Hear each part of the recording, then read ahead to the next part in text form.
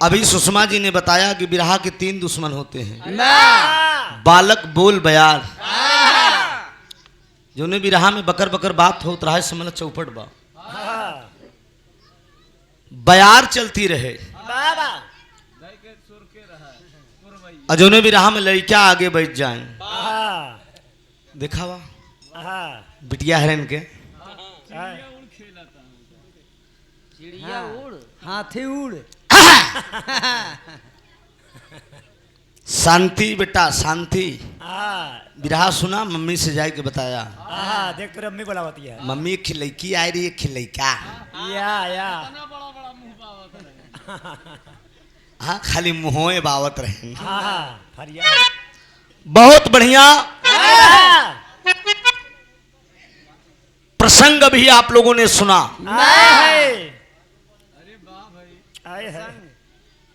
कुंती को श्राप मिल गया, नारी जात को श्राप मिल गया।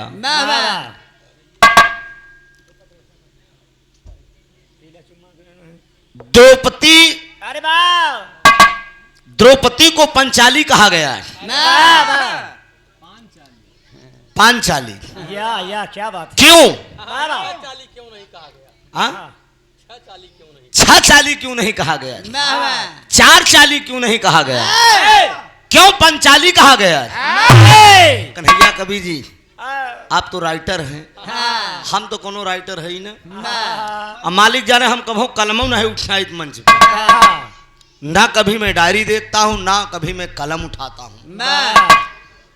ये सफर मेरा 24 साल गुजर गया बिरहा में। हाँ ये बात बा कि बरजस्ता के अंदाज तगड़ा बात, मौका पाई तैंठ दे थे।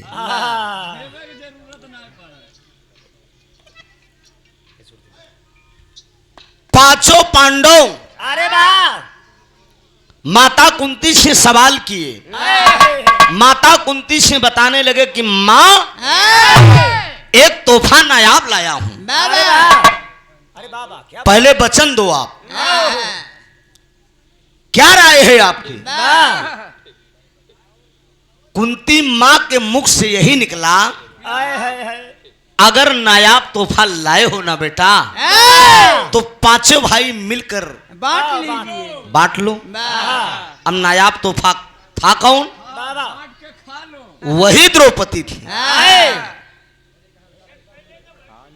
सभा बीच में जिसको दुशासन ने क्या बात है? जिसकी चीर खींचा था, आनंद कंद 16 कला पूर्ण भगवान कन्हैया ने चीर को बढ़ाया और तो भरम में पड़ गए कि साड़ी बीच नारी है कि नारी बीच साड़ी है। हाँ बैठा दीजिए, बैठ ले पकड़ के। नहीं वो कैमरा वाले हैं उनको लगाने दीजिए। ये आज मंच पे सुनत है, कल 2 दिन बाद ये चैनल पे भी चला आएगा। लगा के पवन जी बढ़िया ढंग से और साइड में हो लीजिए, कहीं बैठ लीजिए, जनता जनार्दन को भी डिस्टर्ब ना हो, अपने कार्य में भी ना दिक्कत हो। हाँ बैठ जाइए। अबे सेट करे तब ले हर हर चलते बा, जब बिरहा शुरू हो जाए तो हल्का हल्का बढ़ा दीजिए बाबू। कोरस का बढ़ा दीजिए, सब बढ़ा दीजिए। कोरस तो हार इनकर बढ़ा देना, नहीं तो ऐसे नाराज रही। माता कुंती ने जब ये बात कहा, निकली द्रौपदी, पांचों पतियों की वो पत्नी बनी द्रौपदी पांचाली। अब एक का मिलन हो रहा है। सुषमा एक पे एक का मिलन हो रहा है। उसमें इशारा किया कि जो द्रौपदी के पास जाएगा वो पहले अपनी निशानी दरवाजे पे छोड़ के जाएगा। निशानी भैया, अरे जूता चप्पल कुछ बाहर निकाल के जाएगा, तो उससे ये संकेत रहेगा कि कोई अंदर। मान लो जूता हटा दिया जाए तब। रुको यार, वो भी बात मैं तुम्हारी भी पूरा कर रहा हूं। उससे ये संकेत है कोई अंदर है तो अगला भाई नहीं जाएगा। मास्टर साहब एक दिन संजोग की बात है, युधिष्ठिर अंदर है धर्मराज जी, बाबा द्रौपदी से मेल मिलाप हो रहा है। इतने में एक जने और विराजमान हो गए और संजोग से वो निशानी दरवाजे पे छोड़ के गए हैं जो पहने थे पैर के अंदर, उसको उतार के दरवाजे पे गए हैं। आ एक थी तबले पहुंचा के कुतिया मुहना में भरेस अल्लाह के खसक लेस, जब खसने के लेस जब एक जने पहुंचे कहन क्यों नहीं बा, मामला एकदम सही बा। तो युधिष्ठिर धर्मराज जी करत कहा है कि वो कौन है, लगाइए लालजी लहरी काका का लहरा है। साथियों बिरहा जगत के प्रेमियों, इसको लहरी काका गाते थे कि हाय हाय हाय वो कौन है, अरे वो कौन है जो तीर चलाती चली गई, वो कौन है जो तीर चलाती चली गई।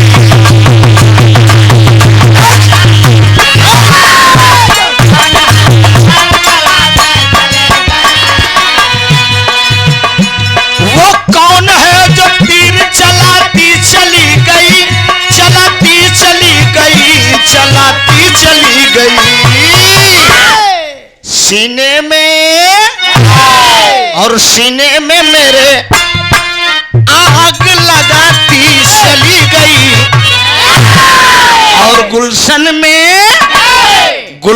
में मेरे धूल उड़ाती चली गई। हाँ ये लहरी का लहरा है।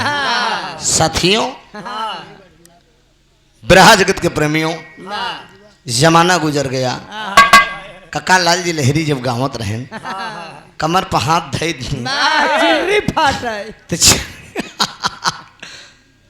जहां एक बार खींचे दे हैदर अली के झटका, दादा राम कैलाश का लटका और लाल जी लहरी का फटका, कोई बर्दाश्त नहीं किया। ये इलाहाबाद के एक धरोहर कलाकार थे तीनों, मिसाल थी। जहां भी वो आखिमा हो मालिक करे उन्हें स्वर्ग में उच्च स्थान मिले। आदरणीय मेदीलाल यादव जी आप पिपरिया के धरती से 100 रुपए का पुरस्कार है। बच्चालाल स्वीट हाउस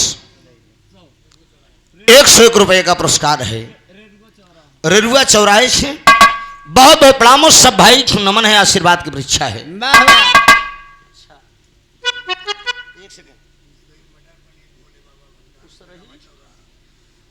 उस झुरई मटर पनीर भंडार तू तो हुआ दिखान रहा हमका ट्रैफिक चौराहे में रहा था ना, महाजन ढाबा वाले। हाँ केला खवाए रहे जब हमारा रजनीगंधा का गाना रहा ट्रैफिक चौराहे पे। कितना ले हमसे? केला खाई ले थे। कितना ले ली? 500 ले ली। अच्छा ये झुरई भाई की तरफ से 501 रुपए का पुरस्कार है। एक जोरदार ताली भाई के लिए बजा दीजिए आप लोग। कम से कम पावत हम है खुशी तो का लोग को हो चाहिए। एक दूसरे को देखकर जो इंसान खुश होगा उसकी मनोकामना वो ईश्वर पूर्ण करता है। देने से कभी धन कब नहीं होता है। झुरई भाई बड़े मस्त आदमी हैं। ये हमारे बिरहा के बड़े प्रेमी हैं। रजनीगंधा से हमारा गाना ट्रैफिक चौराहे पे हुआ था। बड़ा केला राज में खियाए रहन, उतना यहर लिया के दें उतना रजनी के लिए आए के दें। कहे प्रयागराज के केला या एक खाई ले लहरी एक लाइन गावत रहे हाय हाय हाय लहरी गाँव कहीं अब भतरा चिन्बाट्यू का एक लहरी गावत रहन।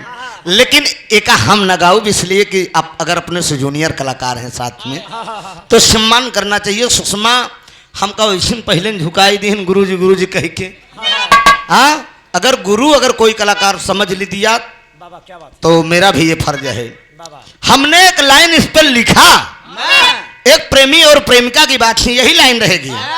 एक प्रेमी प्रेमिका की बात है, प्रेमी लिया कि ट्रैफिक चौराहे पर टहरत बा और मेला लगा बा, तमाम मिठाई की दुकान पर ले गए, लेकिन एक कलाकंद अमिर्खी छेना मरला रसगुल्ला लेकिन ओका पसंद फल का दुकान पर लेके कहा है सेब अनार मौसम्बी का जूस, कहा बे कुछ न खा, बगलई में रखा बा तो कहत का बा,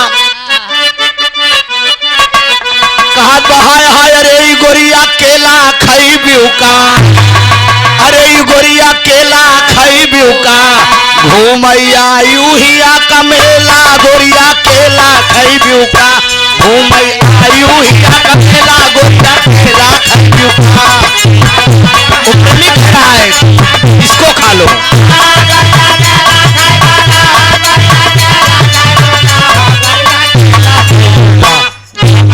यूहिया का मेला गोरिया केला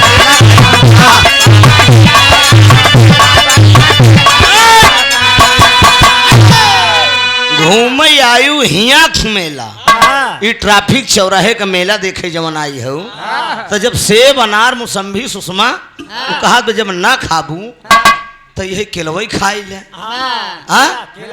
पकाए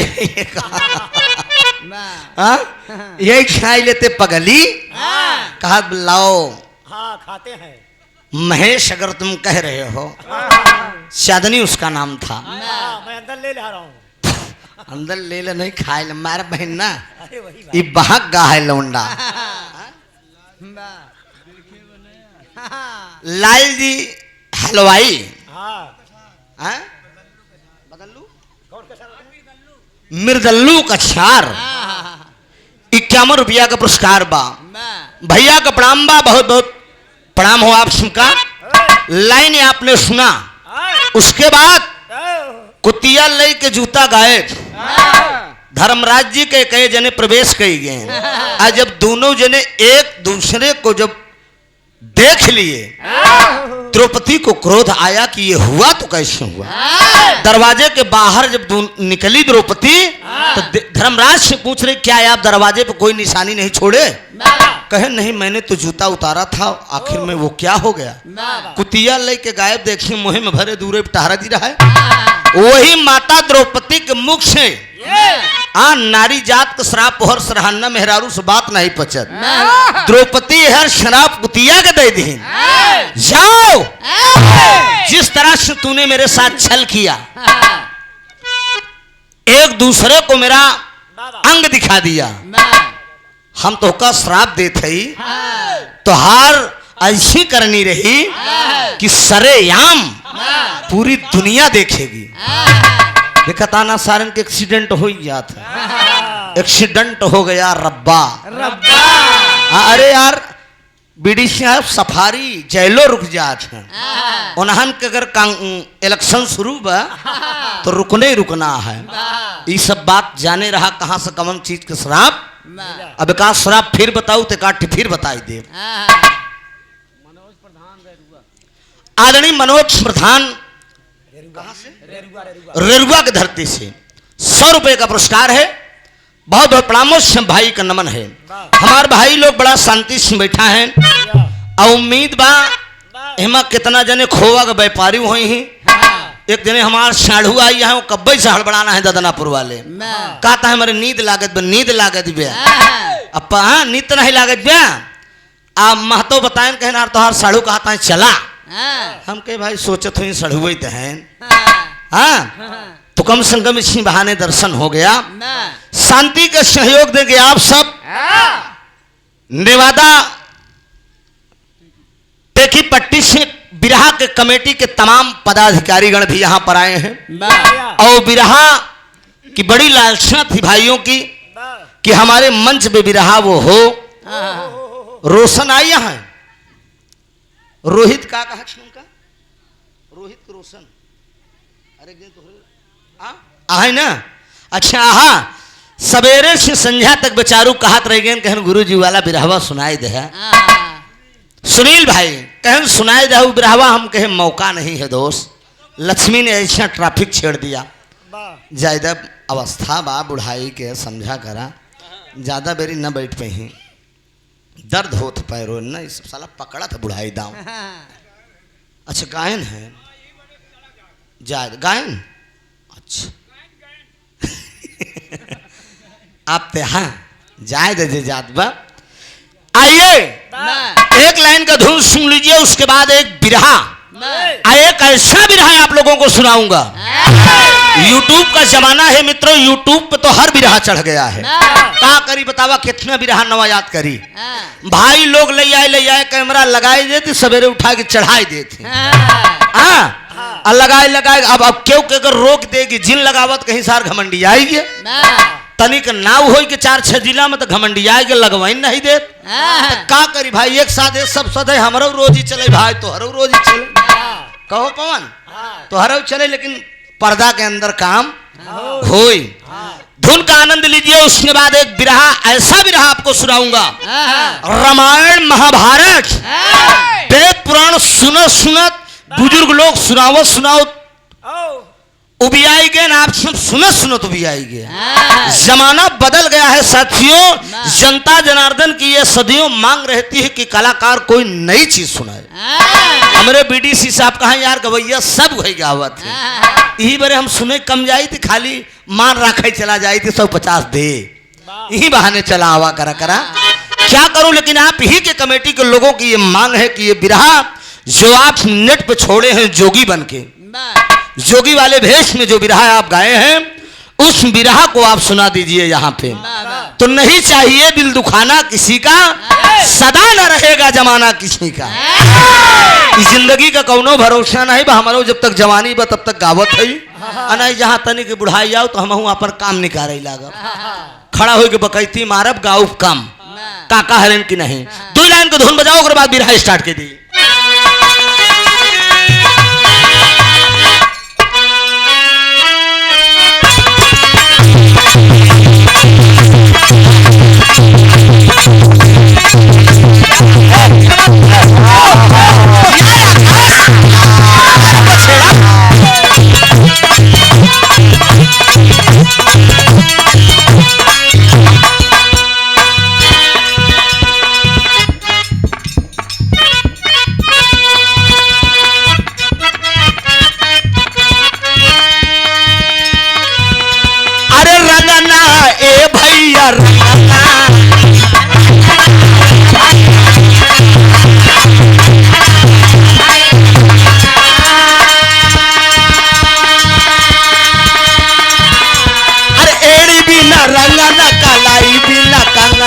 भौजी बिना अंगना सुहाई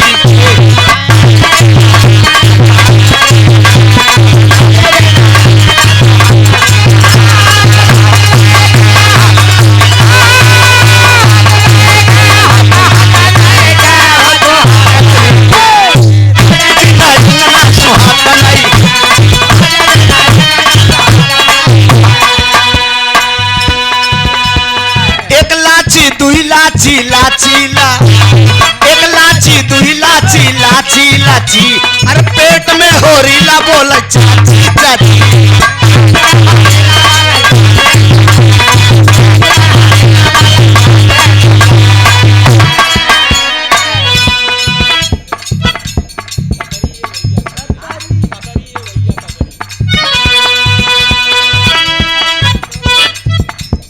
ककरी ए भैया ककरी,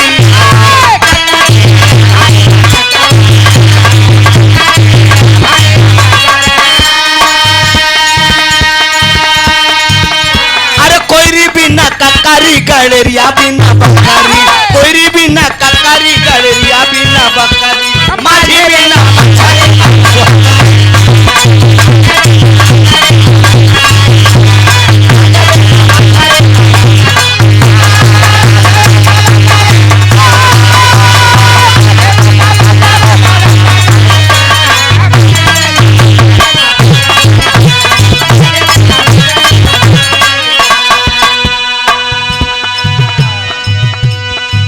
कहाँ दिमाग बा डॉक्टर साहब आपका।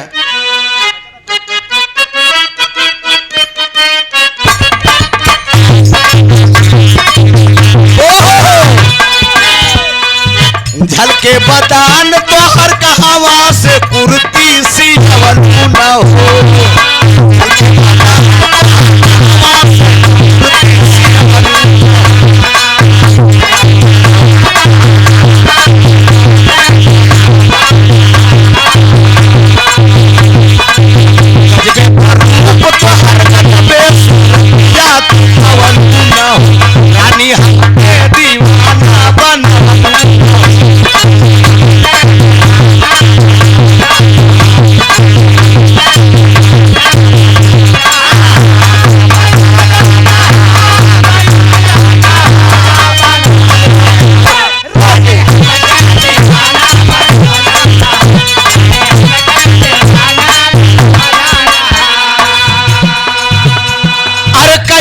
ले बटनी बटाई बटनी कहिया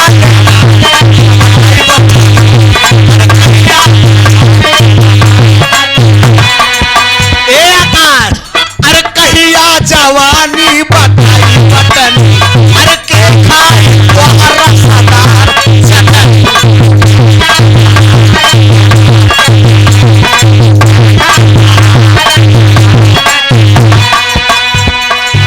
खाली देखवलू न कबहू चिखवलू मुहवलू न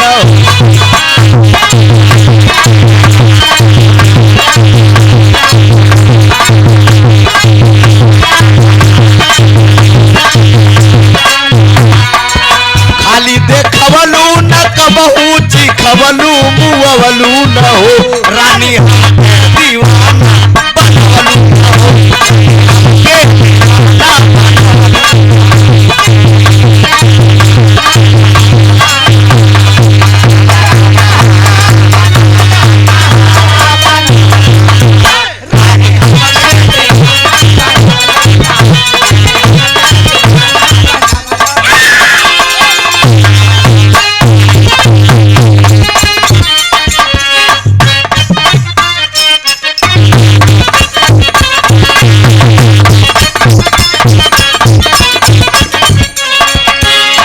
पहली रात पायल तोड़ला दूसरी रात भाली हो अरे डॉक्टर साहब और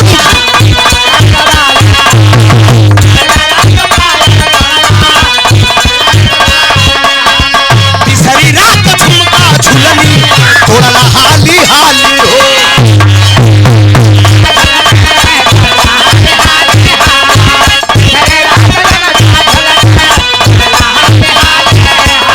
नहीं हरे अपन देव ओ नवा राजती ओ नहीं हरे अपन देव ओ नवा राजती मता मारक तोड़ा पूरा मोर का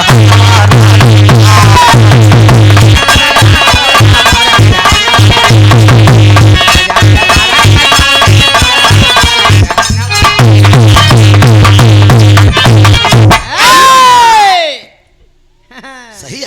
अरे जब तू अंगुरियाई दे है तो जना सब अंगुरियाई दे यहाँ से पार्टी में हेड तू ही ना हाँ काम हो चाहे जो हो। आइए एक विरहा की प्रश्न की आशा नहीं पूर्ण विश्वास है। एक रिक्वेस्ट है जो भाई अगर जाने का भी मूड बनाए होंगे खैर मैं किसी को रोक तो नहीं लूंगा इसलिए कि हिंदुस्तान है हर यहाँ कोई राजनेताओं का भाषण तो हो नहीं रहा है। कितनी कीमती रात आप कलाकार के लिए देते हैं। हर भाई यहाँ पर किसी न किसी प्रकार के कस भैया अच्छा देख ला बिजनेसमैन है। इस महंगाई के जमाने में 100 रुपए का पेट्रोलिंग करके तो लोग बिरहा को सुनने आते हैं। कुछ कलाकारों से गीत संगीत के माध्यम से कुछ नसीहत लेने के लिए आते हैं। अगर कार्यक्रम बढ़िया नहीं होता है कलाकार बढ़िया नहीं गाता है तो लोग सोचते हैं कि साला पूरी नींद खराब हो गई। लेकिन मित्रों में कोई दावे के साथ कह रहा हूं इधर देखिए कोई घमंड नहीं है। लेकिन अगर ये बिरहा आप लोग शांति बनाकर सुनकर जाएंगे तो बिरहा हमार दावा बा बिरहा आंख से आंसू आए या ना आए कलेजा जरूर पसीज जाएगा और नहीं पसीजेगा तो ये समझूंगा कि मेरी अभी गायकी में कमी है या तो आप लोगों को सुनने में कमी है। दोनों चैलेंज लगती है। समझ में तब नहीं आएगा जब आपस में आप लोग बातचीत करेंगे और शांति से सुनेंगे तो जरूर थोड़ा सा समय लगेगा। हो सकता है 1 घंटा से ज्यादा ये बिरहा जा सकता है। पहले श्रृंगार रस का भाव मिलेगा। प्रेम परपंच की कहानी है। एक माँ बेटे की कहानी है। एक माँ ने अपने बेटे के साथ कितना सलूट गलत किया है। आखिर में शुरुआत में प्रेम परपंच को निकलते हुए मेरा बिरहा बैराग की तरफ जाएगा। जोगी बन के वो बालक दूसरे जन्म में जोगी का रूप पाएगा। आखिर में वही माँ जो इश्क में पागल रहेगी नशा चढ़ा रहेगा उसको प्यार का, उसी से वो भिक्षा मांगने जोगी बनकर जाएगा। यूट्यूब पर बहुत ही बिरहा आप लोगों ने सुना होगा, लेकिन भाइयों की इच्छा है कि प्रत्यक्ष मंच पे आज सुनना चाहते हैं त्रिभुवन जी आपकी आवाजों में। इसी बात के साथ ज्यादा इधर उधर समय ना लेके एकाग्र मूड बनाकर बैठ जाए। बिरहा स्टार्ट हो, 4 लाइन का भूमिका।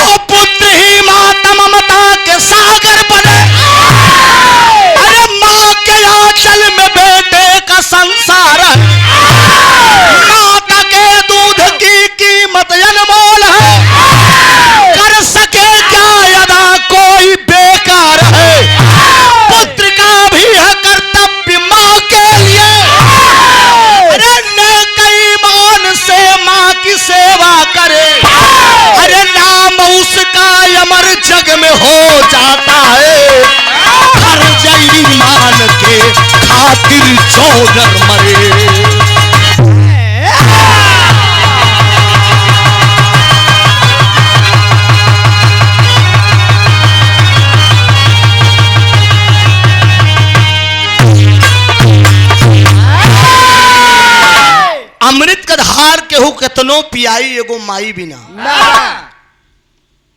दुनिया में हर दौलत क्षमा लेंगे आप मित्रों, बीबी भी मिल जाएगी, बच्चे भी मिल जाएंगे, तमाम कुटुंब परिवार मिल जाएगा, लेकिन त्रिभुवननाथ यादव एंड पार्टी की तरफ से यह संदेश भेजा जा रहा है, बिरहा को सुनने वाले मेरे भगवान स्वरूप श्रोता बंधु, हर नायाब तोहफा मिल जाएगा, लेकिन मां नहीं मिलेगी इस धरती पे, याद रखना। पिता नहीं मिलेंगे। माँ बाप का साया जिस औलाद के सर से उठ जाता है जिस दिन, आज पिता का दर्द इन मासूम बच्चों से पूछिए जिनके दरवाजे पे त्रही हो रही है। माली चला गया, बगिया हरी भरी है, इसलिए दुनिया में मंदिर जाना, मस्जिद जाना मत जाना, मंदिर मस्जिद गुरुद्वारा मत जाना, लेकिन अपने माँ बाप की सेवा कर देना। ये मेरा दावा है कि दुनिया की सारी जन्नत माता पिता के कदमों में होगी, इस बात को याद रखना। एक ऐसी ही कहानी मिलेगी, कव्वाली का भाव दिया गया है डॉक्टर साहब।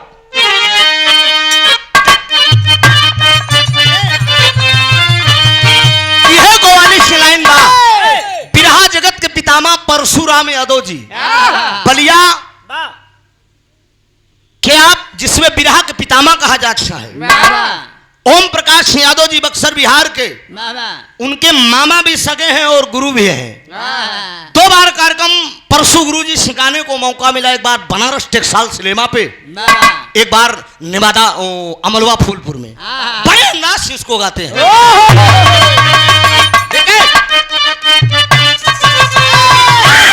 कि अरे उठो मुसलमान नमाज पढ़, अरे उठो मुसलमान नमाज पढ़ लो, अरे उठो मुसलमान नमाज पढ़ लो, अभी मेरा नहीं, नमाज पढ़ लो, अभी मेरा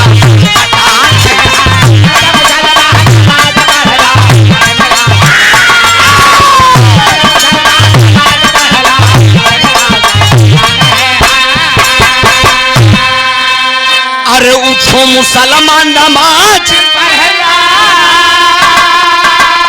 अरे अभी मेरा सर कटाना है,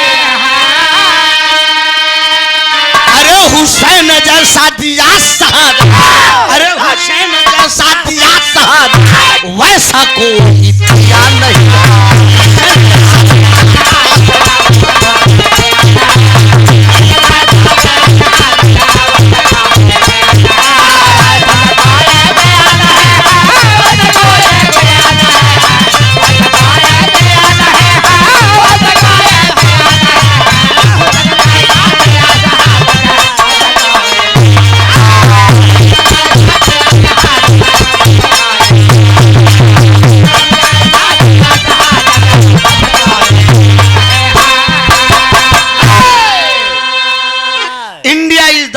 वर्ड कहा गया है। ये सोने की चिड़िया है। सोने की चिड़िया कही जाने वाली धरती पे कितना बड़ा अत्याचार हो रहा है, गौर करेंगे आप। अरे सोने का यह देश हमारा, सोने का यह देश हमारा, ऐसा कोई देश नहीं है। सोने का यह देश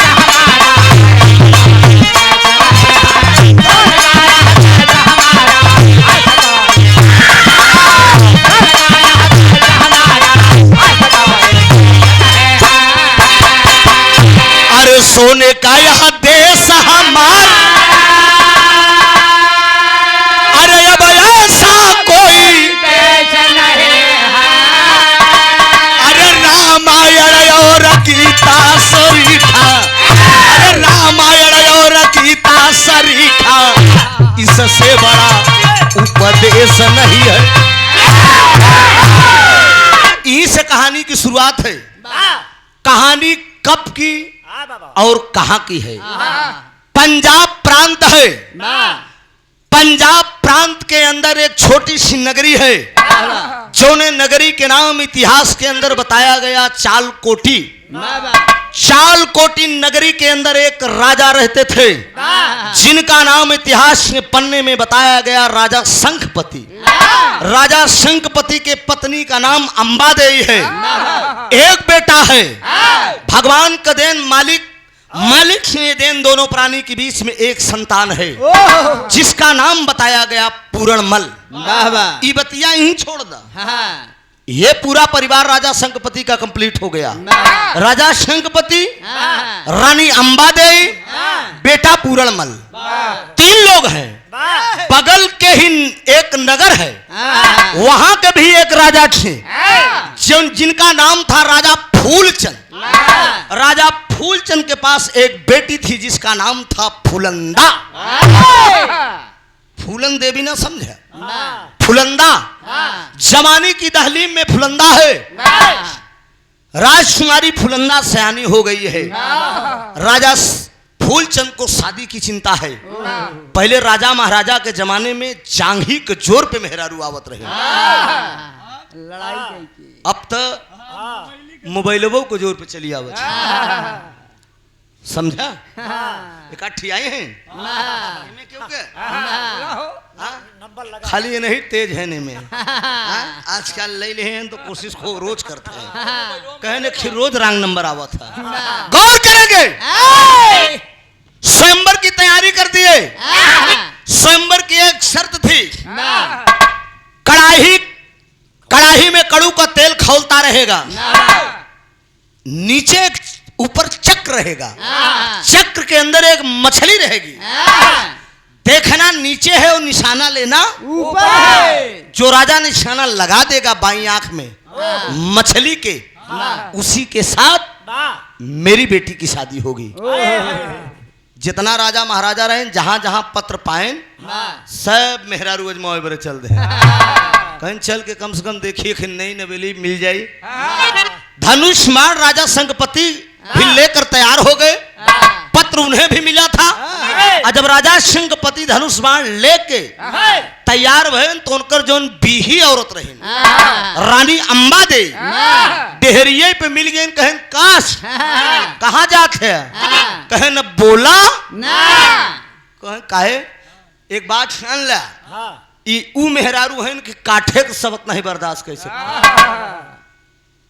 एक मर्द को देख के खुश रहता है, लेकिन एक औरत को देखकर कभी खुश नहीं रहती। अगर कोनो बगली मेहरारू बढ़िया श्रृंगार करे तो कहे भटार गाड़ी के इकट्ठा साना का जरूरत है का भतार गाड़ी कितना गहना पहने का जरूरत है का इतना लाली लगावे के। सोच लगाए अपन बे जरा तो है। सोचिए, और एक मर्द को देखकर खुशी इसलिए होता है, पहनावा देखता है तो कहता है यार क्या गजब इसकी बॉडी है, क्या इसका लिबाज है। अंबादेवी कहन कहाँ जात कहा हम दूसर मेहरारू लिया हुए जाते। अंबादेवी है समझावत यह राजा शंखपति को, अरे मोरे राम, अरे बुढ़ौती पे खियाल, अरे तपाम सौती पे ख्याल करा।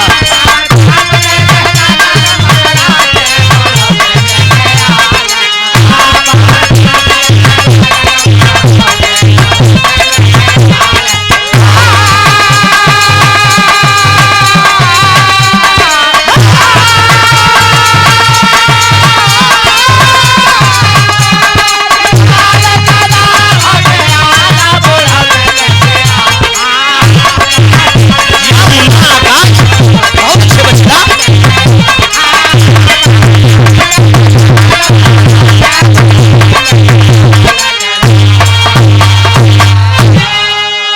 चौथे पन में शादी कर ब्या ताना मारेगा अरे पूजा भजन के उम्र बसजना बेटवा पूर्ण मल बड़ा। शंखपति जी क्रोधित होई के अंबा देई को दिया फटकार। अरे कायर बन के घर में बैठूं है क्षत्रियपन को धिक्कार। बोल दिए तमाम राजा एकत्रित रहेंगे। स्वयंवर के बीच में अगर मैं नहीं जाऊंगा तो लोग यही सोचेंगे कि राजा शंखपति डर का मारा आए नहीं, माने नहीं, धनुष बाण उठाए, स्वयंवर के बीच में पहुंच गए। और जब स्वयंवर में पहुंचे तो जितना लौंडा टाइप का राजा रहा है उन्होंने कहा कि पहले दादा हरिन का आजमाई ले दो, ओकरे बाद हम सब। लेकिन एक बात जान ले, जवन दम बुढ़वा में भाई आज के लौंडन में नहीं भे, ये बात समझ ले। राजा शंखपति के बुढ़ा जान के सबसे पहले नंबर लगाई दे आ गुलाबा में हाथ डाए। आई बाबू जी एड़ी में रंगना, आँखी में काजर, आमे का फाकी जैसे आँखी, रेशम जैसे बार, एकदम बढ़िया बनाए के, एकदम बनाए के ऐसे गुलाबा में हाथ डाए खड़ी बा। हे भगवान, ये हमार जवानी कोनो बढ़िया के हाथे लागे, औका का पता के बुढ़वा के हाथे लागे जाए। सोचा वह राजा शंखपति लागे अजमावे, नीचे कढ़ाई तेल में कड़ू का तेल खौल रहा है और चक्र में निशाना ले के बबाई आंख में मछली के देखा तहा यो निशाना लेता है और वह देखत देखत देखत देखत देखत देखत देखत देखत देखत देखत देखत देखत देखत देखत राजा शंखपति मारे एकदम निशाना एकदम। जब निशाना एकदम फिट हो तो जितना लौंडे रहे सब कोका बेली मुँह बाई दे कहनी साला बुढ़ा ते आए सबका नंबर है काट दे। पहले राउंड में मारा छाप कही दे। जरा आप विचार करा कि 16 साल का लड़की और 84 साल का बुढ़वा, यही तो विरहा का असली मर्द है। 16 साल की नई नवेली छोकरी और 84 साल का बुढ़ा, ऐसे हाथ थामे शंखपति लिया के चल दे। रास्ता में जब पहुंची फुलंदा कहा तोहरे एक मेहरारू हो रहा है ना, कहा कौनो बात नहीं, राजा दशरथ 3 राखे रहे ना तो 2 राख। अब ऐसे कितना जने यहाँ 3 नहीं का जनी कहीं होता है, समाज की बात है। अजय मुन्ना आदत बुरी सुधार लो, बस हो गया भजन, समझ ले। सोचिए लिया के राजा शंखपति चल दिए, अलग से महल बनवा दिए, एक नौकरानी रख दिए जिसका नाम बादी था। असजिया पनैना 4 होइला दर्द लग गया।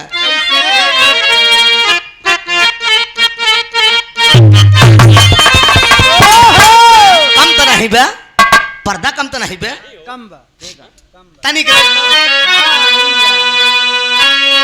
सुना, टेंशन न ले, हम बाल ब्रह्मचारी है, भले लड़किया बच्चा वाला है तो प्रोग्राम में बिल्कुल खिलवाड़ नहीं करी। तू सोचता है गायन प्रियंका से गई काल हो, कोई दिक्कत नहीं, हो जाएगा।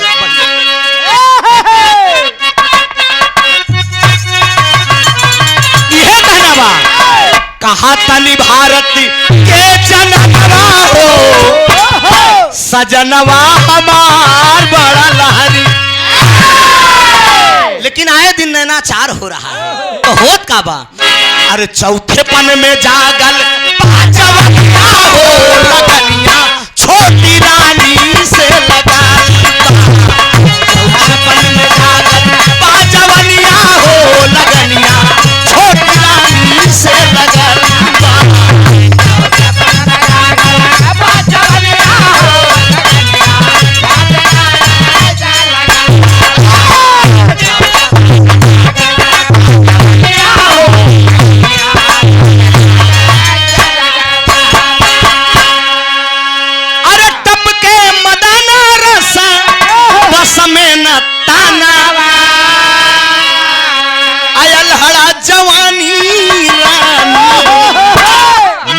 राती दनवा। उस जवानी के दहलीम में फुलंदा, लेकिन 84 साल का बुढ़ा, उस लड़की का मन नहीं भर रहा है। एक दिन की बात है, राजा सिंहपति घर पे नहीं है, कहीं चले गए हैं। अंटे पे बैठी बा फुलंदा, अंटे पे बैठी बा, बगल में नौकरानी बादी खड़ी बा। रिमझिम फुहार पड़त। सावन का महीना मेहरारू बड़े बड़ा खतरनाक होत। अब एका हम नहीं जाने, अब एका ज्ञाता तू हा, समझा? सावन मेहरारू बरे, फागुन मरद बरे। अब बाकी ये बतावत है कि कार्तिक कुकुरन बरे, एकर ज्ञाता ये है भादव भैंसा और जेठ गदहा। देखिए, अरे बड़ा पंडित बैठा, हम तो सरवा एक कोई दूठी बतावत रही, सब पूरा ज्ञाता। अच्छा, कल से फीस बढ़ा दी जाएगी आप लोगों को, ध्यान दीजिए। रानी फुलंदा अंटा पे बैठी बा, एक नौजवान घोड़े पे सवार यम यम छाती, एकदम गदगद रामदेव ऐसे गुजर गया। कहाँ ये सब कहाँ गए? आवत है बुलावा तनिक मंच पे, लोग शंका इधर उधर बस होना चाहिए, मंच पे कलाकार को आ जाना चाहिए। आओ सुषमा जल्दी मंच पे। कलाकार को पब्लिक देखती भी है, ये नहीं है कि खाली गनवे सुने तो कुछ देखे लोग आवत। भाटा बेच के आई है, समझा? लगातार गावत है यार तबो, लेकिन देखा था कोनो फर्क नहीं बा बॉडी पे, समझा? सोचिए यार, अंटा पे बैठी में नौजवान गुजरिए, जब वो नौजवान का देखे तो कहा बाय हाय हाय, यही हमार मर्द होत। और नौजवान कौन था? ओ राजा साहब का बेटा था, वही पूरणमल था। उसका दोस्त था जो जात का माली था, जिसका नाम मेहताब था। पेड़ के नीचे घोड़ा बयान कर वो चौरस खेल रहा है। इतने में बादी नौकरानी को इशारा किया, ये कौन है? कहा ये तुहार बिटवाया, राजा साहब के बीही औरत को बिटवाया। कहा अरे बाप रे, फिल्म फिर तेरी कहानी याद आई।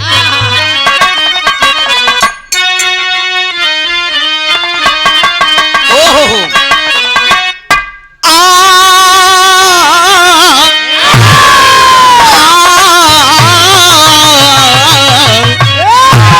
अरे दिल देता है, अरे दिल देता है, रो रो दुहाई किसी से कोई प्यार ना करे।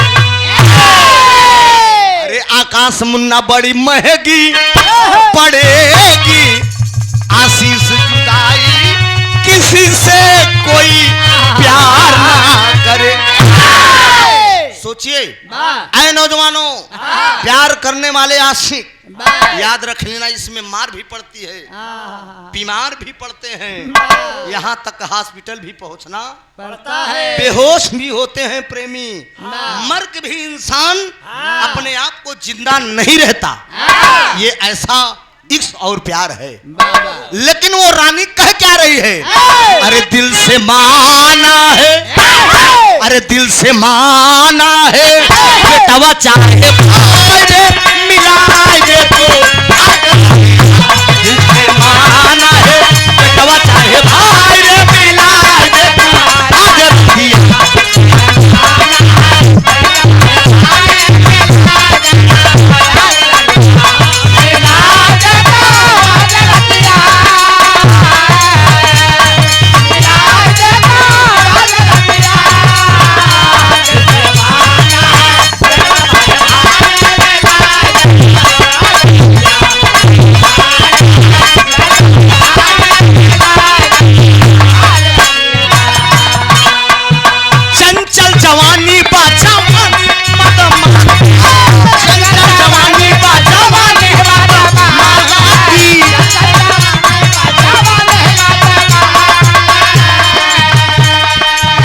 घोड़ावा पे बैठल ओकर शेर जैसन छाती, घोड़ावा पे बैठल ओकर शेर जैसन,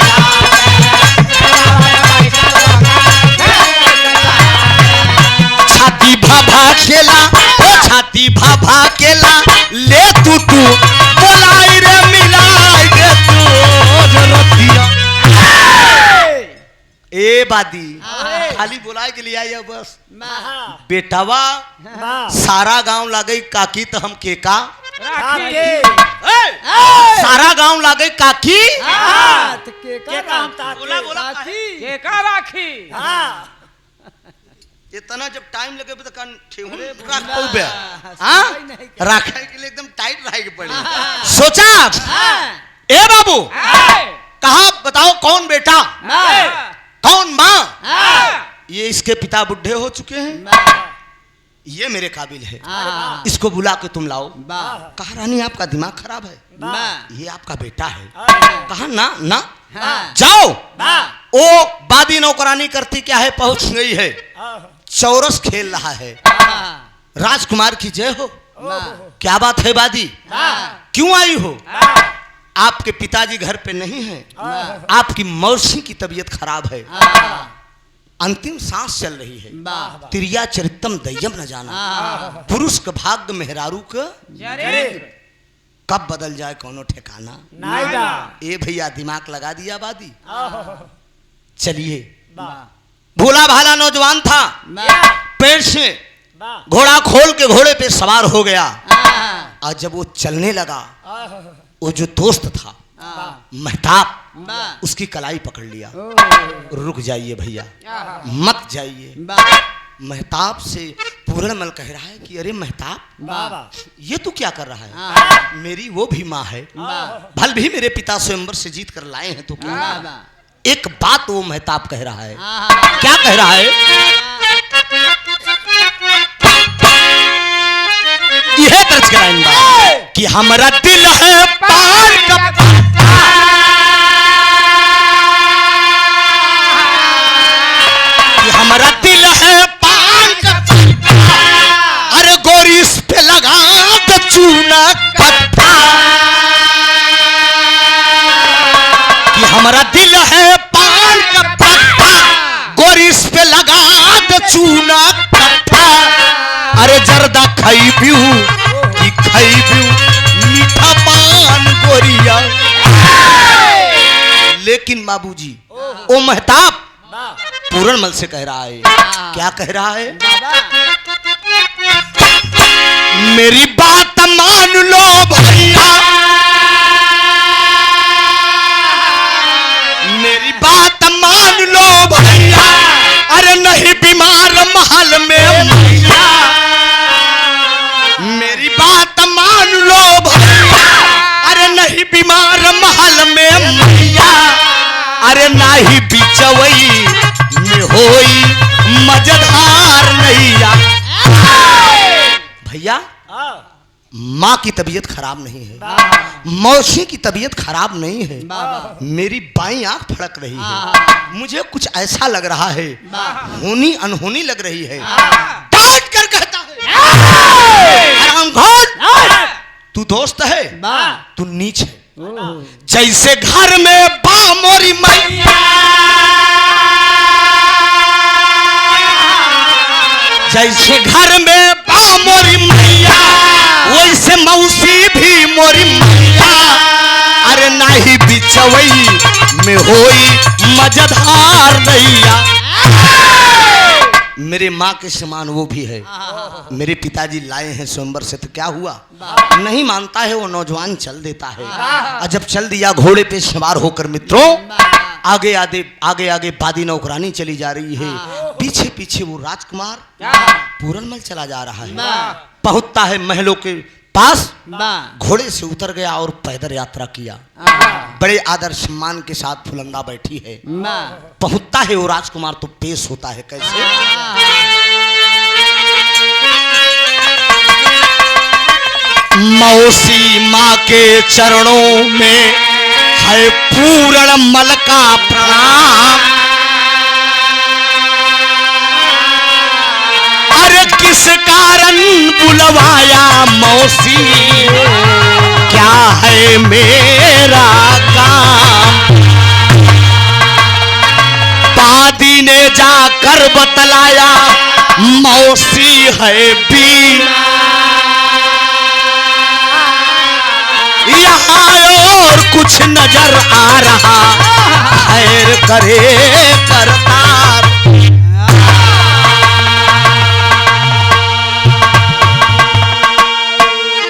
मौसी आहा, बादी नौकरानी तो जाए के बताए इसकी तबीयत तोहार बड़ी तेज खराब बा, बाबा लेकिन तू ठीक हो ना? आहा, कहन हाँ पूरण हम ठीक है। एक मिनट लाई गट्टी दे दिया, आहा, वो खाने लगा, आहा, बैठ गया भोला भाला नौजवान था। बाबा हाय, हाय, हाय, हाय, एकरे इक्स का भूत चढ़ गया हाँ, बेटवा का देख के, बैठ! काट दवे ऐसी महतारी के। माँ आ, के दामन को साली दाग लगा दिया, इसका भूत चढ़ गया। बाबूजी कहा दे अरे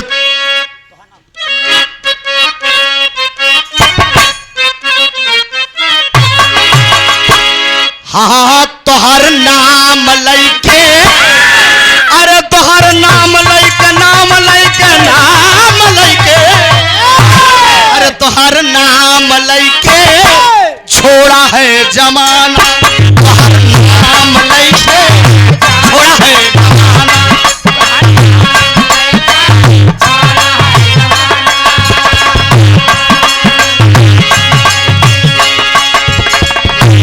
आहा, सहा नहीं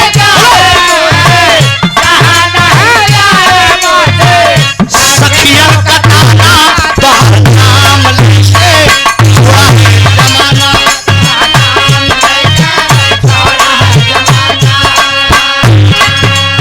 अखिया शराबी मेरी गलवा गुलाबी मेरी पतली कमर लचके, अखिया शराबी मेरी गलवा गुलाबी मेरी पतली कमर लचके,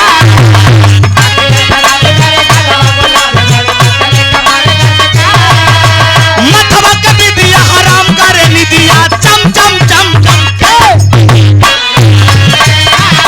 बजे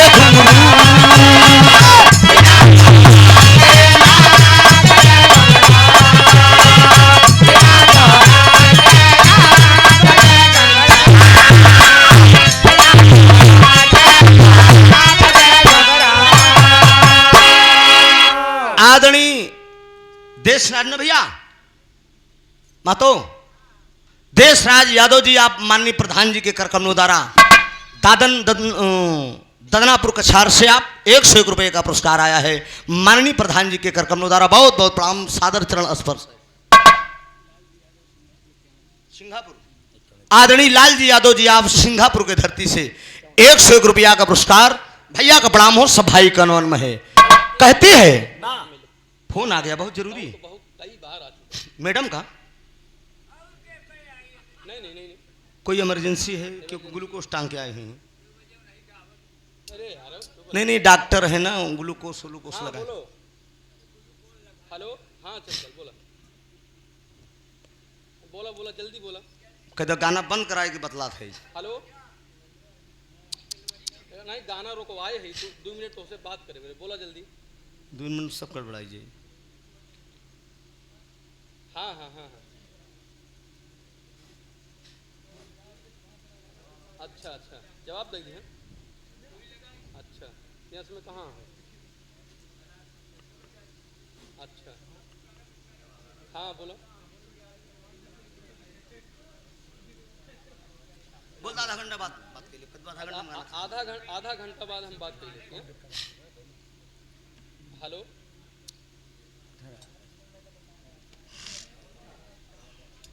अच्छा अच्छा रुक जा, आधा घंटा बाद हम समाधान बताओ थे कहाँ कहाँ भर्ती करेंगे।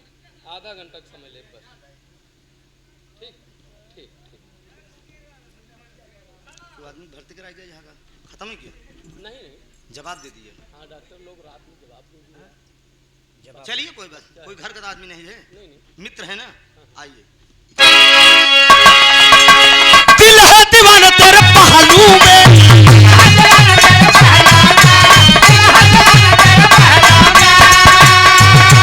दिल से चाहे जो कहलू में,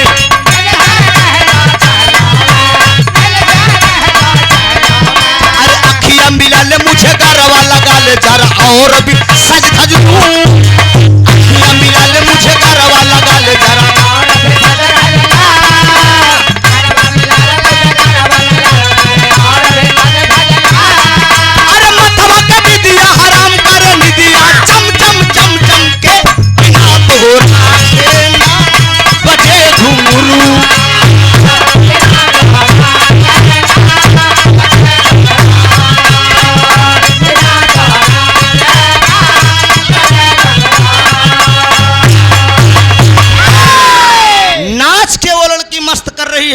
लेती है, लेकिन वो राजकुमार कहते हैं कि नहीं, मैं अपना ईमान नहीं खराब करूंगा। क्या समझती है तू? कहा लोक की लाज प्रलोक की लाज, अरे त्रिलोक की लाज से ना ही डरो। अरे मैं निज धर्म न छीड़ करूं, चाहे कोटि सहस प्रचनन करे तू। लोक की लाज प्रलोक की लाज त्रिलोक की लाज से ना ही डरे तू। मैं निज धर्म न छीण करूं, चाहे कोटि सहस्त्र प्रचनन न करे तू। तू कुछ भी करबल छल करने के तैयार हो जाओ, लेकिन मैं तेरे साथ गलत संबंध नहीं करूंगा, तेरे साथ गलत संबंध नहीं करूंगा। नहीं करूंगा। यही वो लड़का कहता है, लेकिन वो कहता है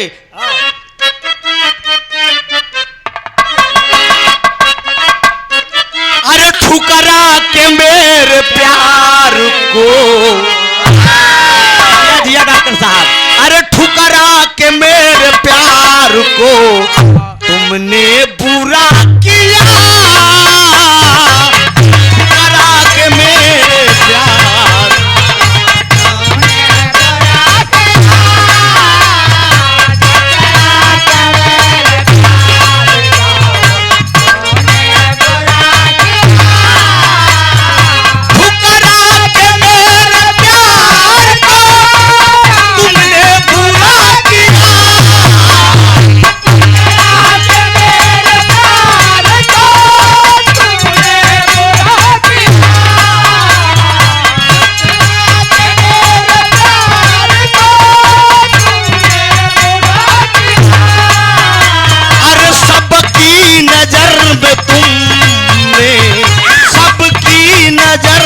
तुमने मुझको गिरा दिया। सबकी नजर में तुमने मुझको गिरा दिया।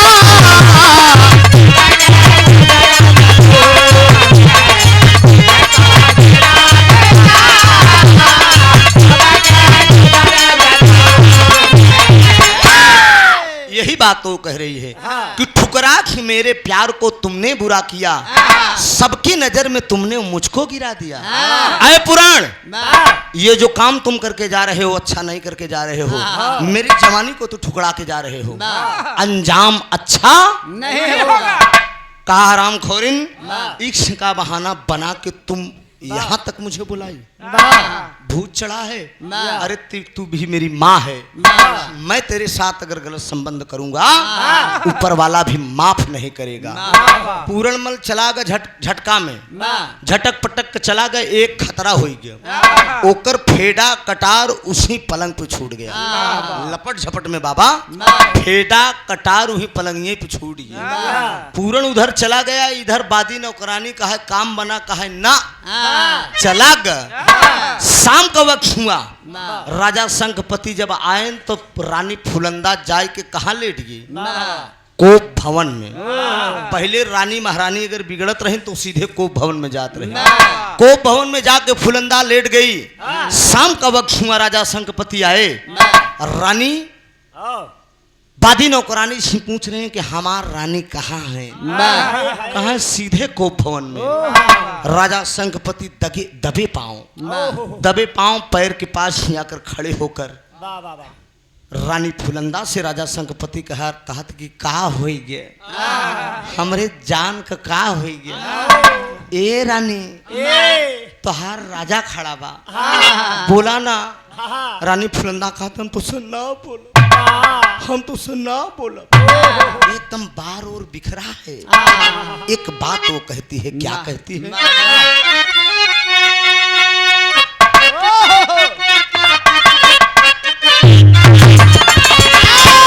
यह तरच के लाइन बा कि अरे स्वर्ग से सुंदर लागे, अरे जनकपुर नगरिया,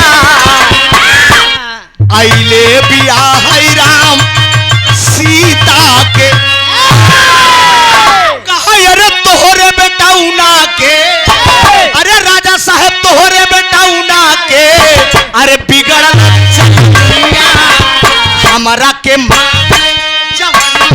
हो तोहरे बिछौना बिगड़ल चरनिया हमारा के मांगे जवनिया हो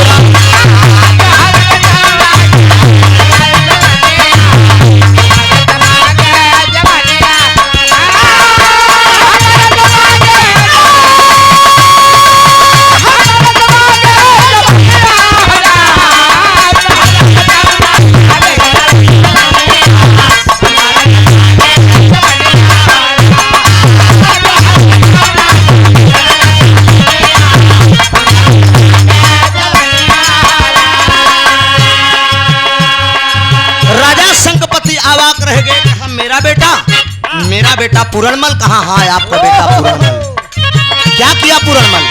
कहा मेरे पास आया था, मेरी आबरू लूटा है। डांट कर राजा संगपति बोले क्या बात तुम बक रही हो? मेरा बेटा तेरे पास आया था, तेरी आबरू लूटा है? क्या प्रमाण है कि मेरा बेटा तेरे पास आया था और तेरी आबरू लूटा है? ले जाकर बाबूजी फेड़ा कटार दिखाती है, बादी नौकरानी भी बताती है कि हाँ आपका बेटा राजकुमार पूरणमल मेरे पास आया था, रानी के पास आया था और रानी की इज्जत लूट लिया। रानी की इज्जत हाँ लूट लिया। वाह लूट लिया हाँ तेजी से। वाह कहा ये बात? ओहो कहा हाँ वाह ठीक है। ओहो फेड़ा कटार जब राजा संगपति देखे उन्हें विश्वास हो गया कि मेरा बेटा आया था। वचन देते हैं आए रानी मैं तेरे सामने अभी वचन दे रहा हूं, इस वक्त मेरा बेटा अगर तेरे पास आया था, तेरी आबरू लूट कर गया है, मैं तुझे वचन दे रहा हूं कल उसी बेटे को भरे रात दरबार में बुला के प्रजावासियों के सामने अगर मैंने फांसी पे नहीं लटका दिया तो राजा शंखपति भी मेरा नाम नहीं। गौर करेंगे भैया हो, ये वही राजा हैं। एक पिता अपने बेटे को कितना कठोर निर्णय ले लिया। सुबह हुई, सिपाहियों से बोल दिए कि नगर में ढिढोरा पीट दिया जाए, कल राजकुमार पूरणमल की फांसी होगी। क्यों होगी? मैभा मातारी की इज्जत के आरोप में फांसी होगी। सिपाही ढढोरा पीट दिए, दरबार लगा, दो सिपाही जाते हैं और घसीटते हुए पूरणमल को ले आ रहे हैं। पूरण कह रहा है कि क्यों मुझे घसीटते ले जा रहे हो? कहते हैं कि सुनो, जब तू राजकुमार था तो था, अब तू एक मुलजिम है राजा की निगाहों में। तूने अपनी मैभा मतारी की आबरू लूटा है। सामने आया है, भरा दरबार है। राजा शंखपति बोल दिए जल्लादों से कि इसको फांसी पे लटकवा दो। फांसी पर वो बालक जब जाने लगता है तो प्रजावासियों से एक बात कहता है। क्या कहता है? आदरणीय राधे श्याम यादव जी पिपरियापुर के धरती से 51 रुपया भैया का प्रणाम हो, बहुत बहुत प्रणाम हो, आशीर्वाद की प्रतीक्षा है। यही गमछा उठा दो बेटा। ओ बालक एक बात कहता है। क्या कहता है? मैं रहूं ना। लौकुश चरित्र में पूज्यवर गुरु हैदर अली जुगनू साहब गाए हैं दोस्त। लव और कुश इस समय लड़ रहे हैं, उसमें भगवान राम अपने ही बेटे से कह रहे हैं कि तोहरे माता पिता के धन्यवाद बा, तोहरे जन्म से तरल सारा परिवार हो। अरे जेकर कोखिया में लिहाया, अरे भाग्यवान तोहरे जैसन औलाद, तोहरे माता पिता के धन्य। यही बात कह रहे हैं, लेकिन वो जल्लादों से क्या कह रहा है कि मैं रहूं ना, रहूं गम ना होगा, होगा मैं रहूं ना, रहूं गम ना होगा, ना होगा।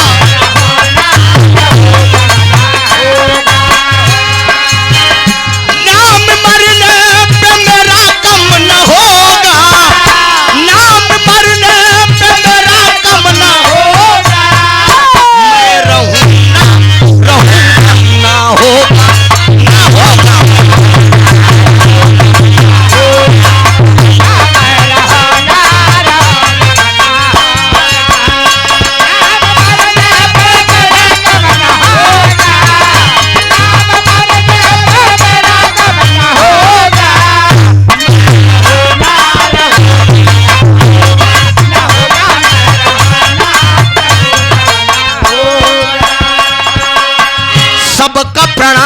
करे सबका प्रणाम करे पूर्ण ललनावा सबका प्रणाम करे पूर्ण ललनावा तनिको दर्द नाही आवेला रजनवा तनिको दर्द नाही आवेला रजनवा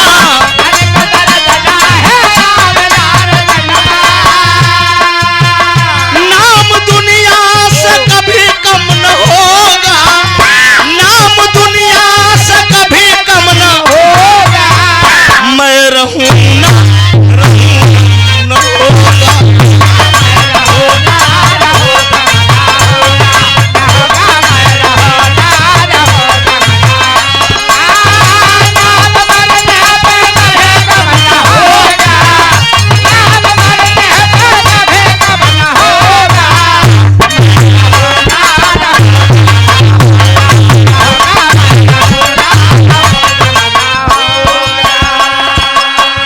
हाय हाय हाय हाय हाय फांसी के फंदे पे ले जाकर पूर्णमल को लटका दिए दोस्त जल्लादों ने फांसी पे लटका दिया हाथ भर की जीभ निकल आई ममता नहीं आई लगे रहो दर्द नहीं आया जल्लादों को आदेश दिया इसकी दोनों आंख को निकालकर दे दो मेरी रानी को हंसते हंसते हरामखोरिन अपने पैरों से कुचल दिया दोनों आंख को उसकी लाश को उतरवा के ले जाकर एक कुएं में डलवा दी और जब कुएं में उसकी लाश पड़ गई कुछ दिन के बाद हुआ क्या गुरु गोरखनाथ उही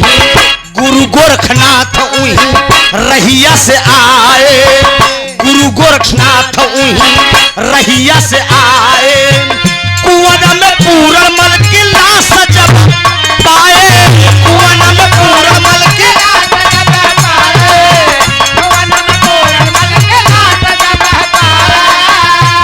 नाम दुनिया से कभी कम न होगा नाम दुनिया से कभी कम न होगा मैं रहूं गम न होगा ले जाकर लाश उस पूरनमल की एक कुएं में डलवा दिए और जब लाश कुएं में पड़ गई बाबू तो एकरे आगे के बात आप लोग समझ ला कहानी भी करीब आ चुकी है मित्रों आखिर में होता क्या है जब लाश उसकी कुएं में पड़ गई राजा शंखपति रानी अंबादेवी के बीच में कोई संतान नहीं हो रहे थे राजा शंखपति और अंबादेवी को अपने मंत्र द्वारा इस बालक को दिए थे गुरु गोरखनाथ जी वो बेकसूर त्रिया चरित्र के चक्कर में मारा गया चालकोटी नगरी में जब भ्रमण हो रहा है गुरु गोरखनाथ का मंत्रोच्चारण किए तो मंत्र यही बता रहा है कि आपका शिष्य मारा गया बेकसूर त्रिया चरित्र के चक्कर में गौर करेंगे बाबूजी गुरु गोरखनाथ जी मंत्र के इशारे पे उस कुएं के पास पहुंच गए जब उस कुएं के पास पहुंच गए तब ले देखने वालों का तांता लग गया लोगों से गुरु गोरखनाथ जी पूछ रहे हैं क्या कोई लाश इस कुएं के अंदर है वहां के लोग बता रहे हैं यहाँ के राजा अपने ही बेटे को फांसी पे लटकवा दिया और उसकी लाश इसी कुएं में डलवा दिए बारे गुरु गोरखनाथ लोगों से सवाल करके गुरु गोरखनाथ कहने लगे सुनो क्या उस लाश को आप लोग निकाल सकते हो डांट कर लोग कहते हैं अरे साधु क्या करेगा उस लाश को निकाल के लाश के अंदर बदबू आ गई होगी लाश सड़ गई होगी लेकिन बारे गुरु गोरखनाथ वो जिद करते रहे अरे भाई लाश को आप लोग निकाल दीजिए केवल इतना आप लोगों से रिक्वेस्ट है आखिर में कुछ लोग ऐसे जैसे महफिल बैठी है ऐसी महफिल में कुछ ही लोग समझदार टाइप के होते हैं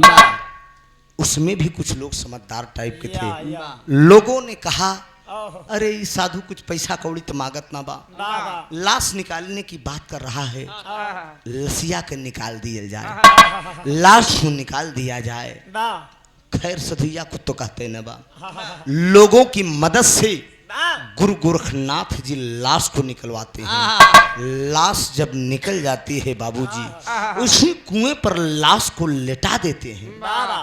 कुएं पर जब लाश लेटी हुई है, गुरु गोरखनाथ जी एकाग्र मन को करके घंटों मंत्रोच्चारण किया, लेकिन लाश के अंदर कोई परिवर्तन नहीं आ रहा है।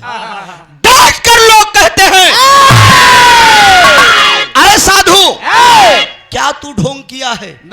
कहीं मरी हुई आत्मा जिंदा होती है? तू भी इस दुनिया में ढोंग रचने आ गया। लेकिन बारे गुरु गोरखनाथ एकाग्र ध्यान मन लगा के लाश के ऊपर, लाश के बगल में बैठ के घंटों मंत्रोच्चारण कर रहे हैं। जब घंटों मंत्रोच्चारण कर रहे हैं, बाबा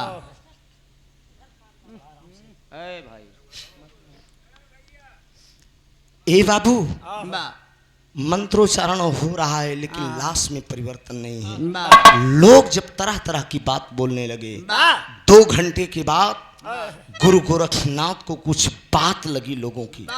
जब लोगों की बात हृदय की चोट बड़ी खतरनाक होती है। जब कलेजी में वार की तरह वो बात लगी, इतने में तमतमा कर गुरु गोरखनाथ उठते हैं। तमतमा कर गुरु गोरखनाथ उठे और मंत्रोच्चारण करके, मंत्र फूंक कर उस लाश को पकड़ कर झकझोरते हैं। झकझोरने के बाद खींच कर 2 चाटा मारते हैं। 2 चाटा मारते हैं तो उस लाश के अंदर परिवर्तन होना शुरू कर दिया। जब लाश परिवर्तन होने लगी, मित्रों, धीरे धीरे वो लड़का जो पूरणमल था बाबा, धीरे धीरे उसके शरीर में, उसकी बॉडी में जान आ जाती है। जब जान आ जाता है, वो लड़का खड़ा होता है। वो लड़का जब खड़ा हुआ, सामने देखता है तो गुरु गोरखनाथ इशारा करते हैं कि बेटा, पहचान मैं कौन हूं। तर्ज का लाइन बस साहिब देखते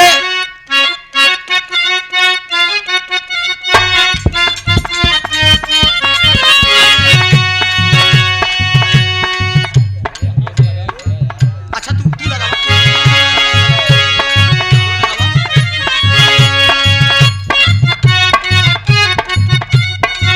ना हो डॉक्टर मुंह तार बिगड़ के हम समझते ही जहां बिगड़ा बा। तम तमाकर उठ गया और इशारा करते हैं गुरु गोरखनाथ जी, देख तेरे संसार की हालत, देख तेरे संसार की हालत क्या हो गई भगवान, कितना बदल गया इंसान, कितना बदल गया इंसान।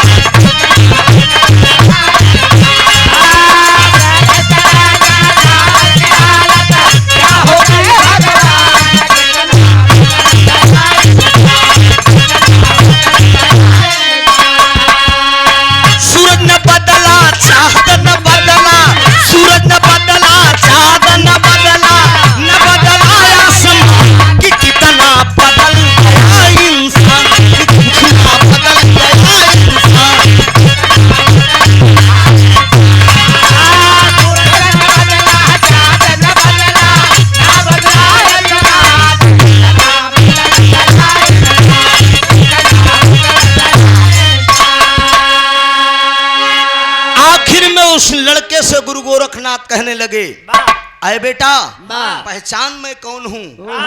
वो पहचान गया लड़का। कहा गुरु गोविंदो खड़े काके लागों पाए, बलिहारी गुरु आपकी गोविंदियो बताए। कहा जाओ तेरी माँ तेरा इंतजार करती हो, महले में चल जाओ।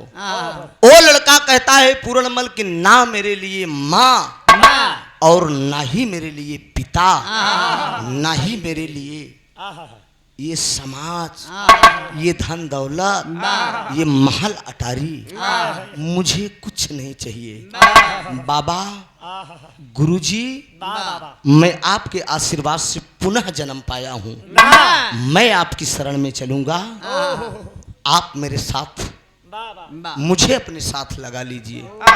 बारे गुरु गोरखनाथ आखिर में उस लड़के को लिया के अपने खेमा में चल देते हैं। जब खेमा में चल देते हैं बाबूजी, वो लड़का गुरु गोरखनाथ का चेला बना। वाह। पहले भी चेला था और गुरु गोरखनाथ जी उसको सिखा के एक जोगी बना दिए। वो जोगी बन गया लड़का। जोगी बन के श्रृंगी ले लिया, गुदरी मांग रहा है, बड़े बड़े सेठ साहूकार के दरवाजे पे जाता है, अमीरों के दरवाजे पे जाता है और गरीब के भी दरवाजे पे जाता है। कोई मंगता जोगी नहीं है वो जोग रमा लिया, गुदरी और भिक्षा मांग रहा है। धीरे धीरे उस जोगी को 14 साल का दिन बीत गया। जब 14 साल का दिन हो गया, जोग रमाए ए भैया हो। एक दिन बाबा गुरु गोरखनाथ जी कहते हैं कि बेटा तेरे भंडारे का समय हो गया है। ऐसा अक्सर आप लोग सुने होंगे, जो बुजुर्ग लोग हैं, जोगी का भंडारा तब तक संपन्न नहीं होता है परिवार के किसी सदस्य से जब तक भिक्षा नहीं मिलती है। आखिर में यही बात गुरु गोरखनाथ जी उस जोगी से कहते हैं, तेरे भंडारे का समय हो गया है, जाइए अपनी माँ से भिक्षा मांग कर ले आइए। आखिर में गुरु के आदेशानुसार वो जोगी चल देता है महलों में। महल चालकोटी नगरी की तरफ श्रृंगी बजाते हुए, भजन को गाते हुए जोगी बन के जब वो चलता है तो खाली 1 मिनट खातिर, 5 मिनट के खातिर यहाँ रंगमंच पे हमें त्रिभुवन गवैया ना समझा, खाली 5 मिनट के वो जोगी किस भेष में गया है, थोड़ा सा आप लोगों के बीच में एक झलक जोगी का दिखाऊंगा। आइए चालकोटी नगरी में वो जोगी प्रवेश कर गया है। जोगी बाबा के कुछ चेला लोग हैं, मेरा एक शिष्य है। ए बेटा मेरी ये गमछी उठा दो। लीजिए बाबा। बहुत बढ़िया चेला मेरा ये है।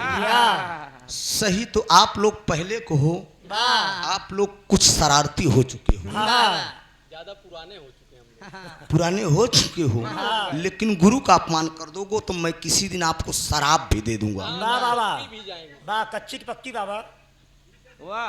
गलत अल्फाज नहीं बोलने का, ये बाबा का दरबार है। ये चेला मेरा नालायक है, ये कह रहा है कि आप दे देंगे तो मैं पी जाऊंगा।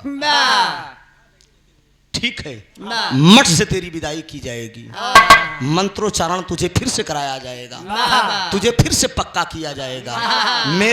मेरे दरबार में किसी को दारू और शराब पीना मना है। इस बात को बालक ध्यान रखना। जोगी चलता है खाली 5 मिनट के खातिर, जोगिया चलत बा भैया कौने भेष में। ए बेटा थोड़ा से मेरी गमछी दे, झोली दे, झोली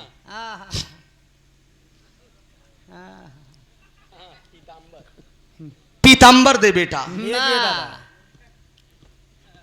ये भी एक झलक है। बेटा लालटेन लेकर आए हो मोटकू दास। ला बालक। ये मेरा छोटा वाला है। हाँ ये छोटा वाला साला है। ये भी गलत अल्फाज नहीं बोले का, ये माँ बाप का दरबार है। कुछ तो शिक्षा लो, नालायकी से बाज नहीं आते हो। कुछ आदत बुरी सुधार लो, बस हो गया भजन। मन की तरंग मार लो, बस हो गया भजन। किसी के दरबार में गुरु के सामने कैसे पेश आना चाहिए, ये भी तुमको सिखाना पड़ेगा। ज्ञान नहीं है बाबा, ज्ञान नहीं है। लाल टेह मेकर मौसी ले गए। अच्छा तो भक्तिन वो भी हो चुकी है। अच्छा एक दिन मठ में आई थी तो मैंने कुछ उसको गुरुमुख किया था। ठीक है ए बेटा ये मेरा रुद्राक्ष का माला दे। लीजिए बाबा। दोनों दे। कमजोर है, अभी सिखाना पड़ता है, अभी नई भर्ती हुई है। कुछ मैंने इसको मंत्र दिया है, कुछ अभी छिपा लिया है। ये भी सब ठीक है, लेकिन बदमाश टाइप के हैं। सुनते कम है, शरारती है, ये खाली मुस्कुराता है। आइए एक झलक।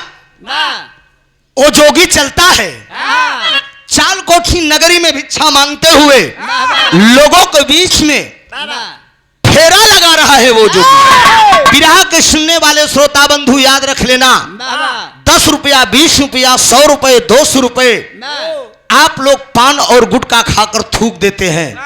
कलाकारों के 100 रुपए, 200 रुपए, 500 रुपए तक आप लोग पुरस्कार देने का काम करते हैं। लेकिन इस दरबार में कोई जोगी और फकीर मैं नहीं हूं, या मत समझिएगा। कहीं कहीं ये भी लोग समझ जाते हैं कि त्रिभुवन नाथ तो कमाने का एक धंधा कर लिया है। नहीं, ऐसी बात नहीं। आप लोग, ये जोगी आपके दरवाजे पे आया है, मेरा काम है केवल अलग जगाना। मैं किसी के दरवाजे पे भीख नहीं मांगूंगा। जो दे उसका भी भला, जो ना दे उसका। इतनी महफिल में बहुत से भाई लोग बैठे हैं, इनाम पुरस्कार तमाम दिए, लेकिन ये इस बाबा के झोली में जो डालेंगे, मैं किसी धर्म स्थल पे किसी गरीब को दान देने का काम करता हूं। याद रखिएगा, वो जोगी जब चलता है तो क्या कहता है?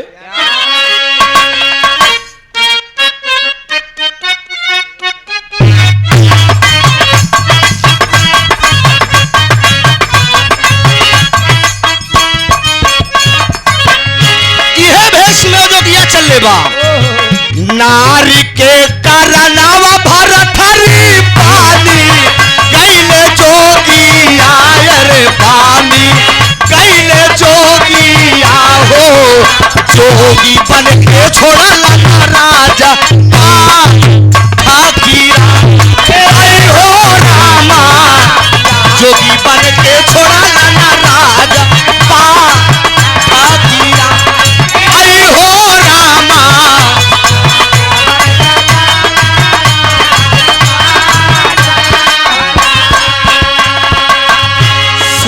सुखी रहो बालक, जहां भी रहो फलो फूलो।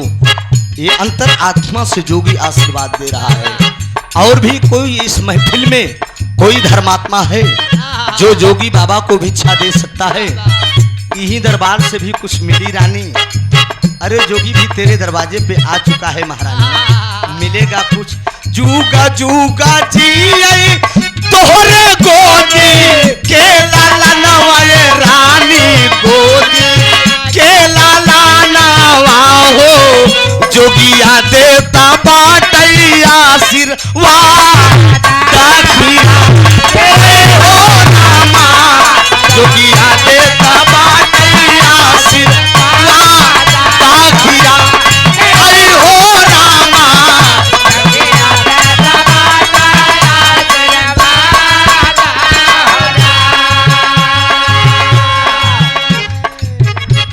जय हो राजा हो जा खूब फला फूला। घूमता घूमता जोगिया आइल बाभावनमय भैया आइल बाभावनवा हो।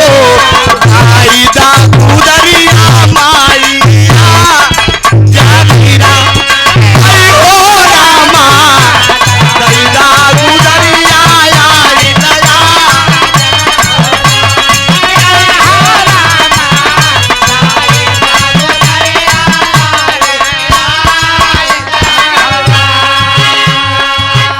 क्षमा करना, मैं नाम नहीं बोलूंगा।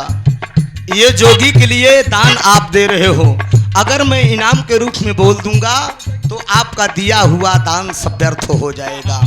ये मुझे आप कोई पुरस्कार नहीं दे रहे हो, ये एक जोगी के झोली में डाल रहे हो।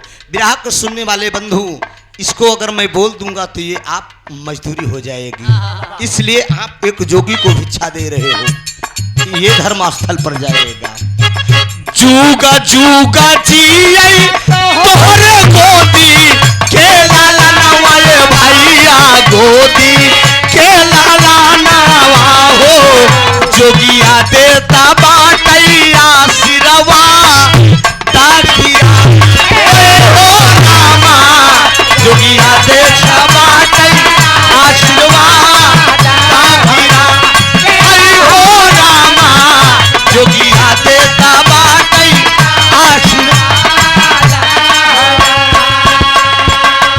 मैं कवाले भैया जोगी के दाई देता भिखिया ये भीर न दाई देता भिखिया हो।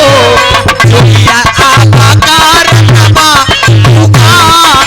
राखीरा हो रामा। जोगिया आपा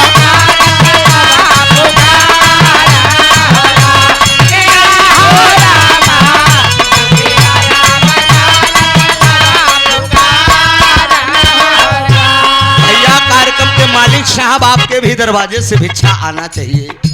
आपके घर में जितनी भी महिलाएं हो, माताएं बहनें हो, सबको बुलाइए और जोगी को चाहे 5 ही रुपया, 1 ही रुपया, 2 ही रुपया, 10 पैसा ही जोगी के झोली में डालें। प्रेम से और श्रद्धा से जुग जुग जियो, खूब तरक्की करिए। परिवार से भी जितने हो परिवार के सदस्य सबको बुला दीजिए, जोगी को झोली में आप डाल दीजिए। जय हो जय हो। राजा हो जा, राजा हो जा। घूमता घूमता जोगिया आइला बाभवनवा ये भैया आइला बाभवनवा हो रानी से भैला बा पिता राखीरा आई हो रामा रानी से अब भैला बा पिता जय हो जय हो।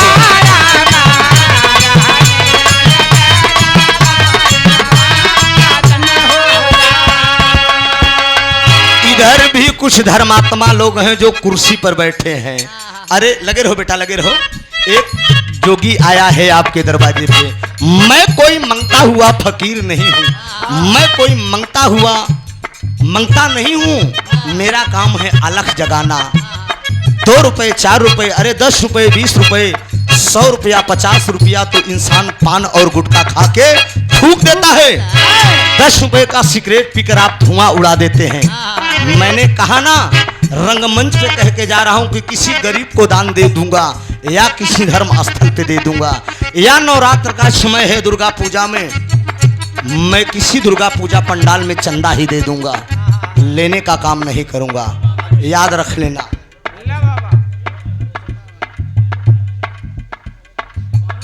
जय हो जय हो। आहा हा हा, जुग जुगिया जुग जुग जुगा जुगा जी तोहरे गोदी के लाला नवाए भैया गोदी के लाला नवा हो सुखी राह तोहर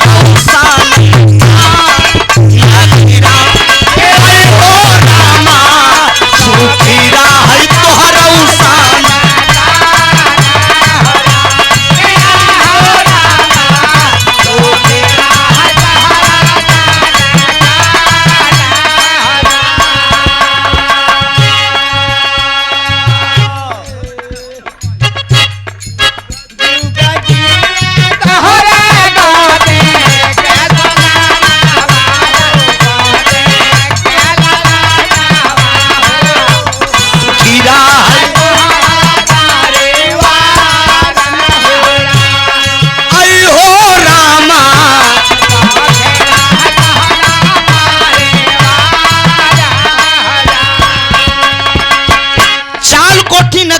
जोगी पहुंचा है, वही रानी फुलंदा बैठी है।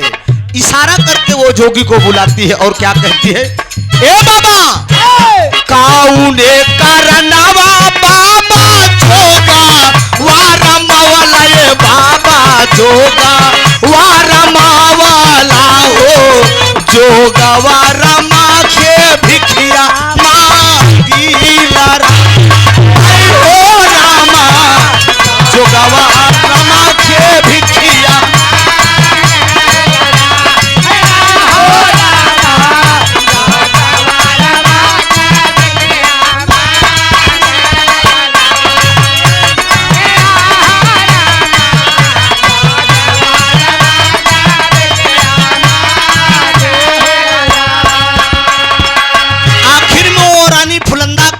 कि बाबा कौन सी ऐसी कमी रह गई जो तुमने जोगी का रूप धारण कर लिया। ओ जोगी श्रृंगी बजाकर भजन को गाते हुए जा रहा है और कहते हुए क्या कह रहा है, माए भामतारी खातिर जोगा वारमावले माई जोगा वारमावले हो जोगा वारमा के भिखिया मां गीलारा जोगवा रामा के भिखिया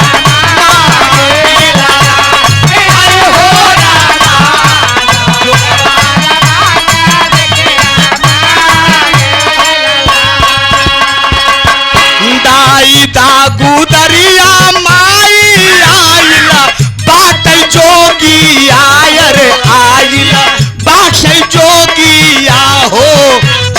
खीरा है तो हरऊ पारी वाला।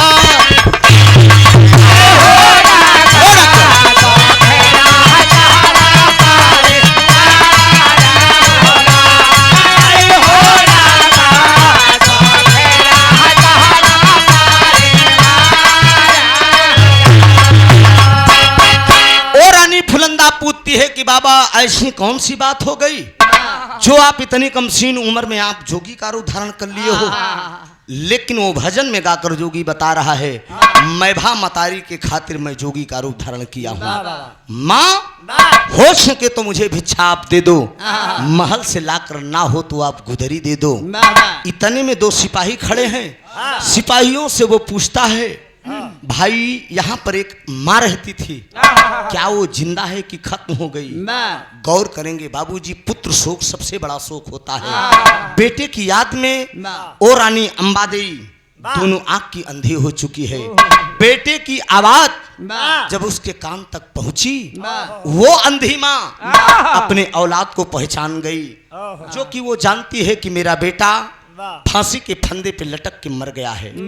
मेरे ही पति जो है फांसी पे लटकवा दिए हैं। लेकिन अवाक रहती है, अवाक रह के वो रानी अंबादेई अपने बेटे को आवाज देती है कि बेटा, अरे पुराण तू आया है मेरे दरवाजे पे।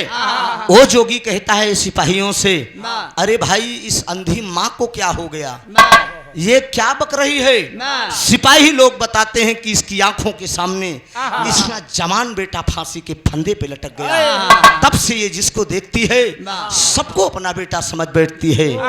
आखिर में वो अंधी माँ जिद कर रही है, मेरे स्तन का दूध ये गवाही दे रहा है कि तू मेरा बेटा है, दूसरे जन्म में तू जोगी बन के आया है। ए भैया, कहा गया है कि अमृत का धार केहू कितनो पियाई एगो माई बिना, कैसे करे जवा जुड़ाई ये भैया एगो माई बिना। माँ तो माँ होती है, बेटा तो बेटा होता है। आखिर में मजबूर होके विरह के सुनने वाले हमारे भाग्य विधाता हैं आप, जनता जनार्दन ऐ पंचो। उस अंधी माँ के जिद के आगो उस जोगी को अपना भेद खोलना पड़ा। वो जोगी भेद खोलकर कहता है कि हाँ माँ, मैं ही तेरा बेटा हूँ, दूसरे जन्म में जोगी बन के तेरे दरवाजे पे आया हूँ। माँ मुझे भिक्षा दे दे, मेरा भंडारा संपन्न हो जाए। लेकिन बाबूजी तब ले वो अंधी मतरिया कहले कि अरे मोर लाल, ए बेटा मैं तुझे भिक्षा भी दूंगी, लेकिन एक वचन दो तुम मुझे। वो जोगी कहता है कि माँ कौन सी वचन है जो तू इस जोगी से आग्रह कर रही है? अंधी माँ यही कहती है, इसी आंखों के सामने तेरी फांसी हुई थी, एक बार इसी आंखों से मैं तुझे देखना चाहती हूँ। वो जोगी कहता है कि मैं तेरी आंख तो ठीक कर दूंगा, लेकिन तू देखेगी ठीक 5 मिनट के गिरेगी और खत्म हो जाएगी। भाई वो अंधी माँ जब ये बात कहती है तो वो जोगी कहता है कि गिरेगी खत्म हो जाएगी।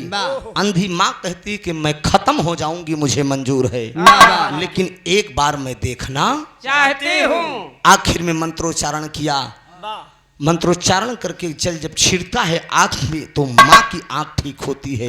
जब माँ की आंख ठीक होती है तो दोनों माँ बेटी उसी महल के अंदर दोनों आपस में गले मिलते हैं, और गले मिलने के बाद फपक फपक के दोनों माँ बेटी रोते हैं।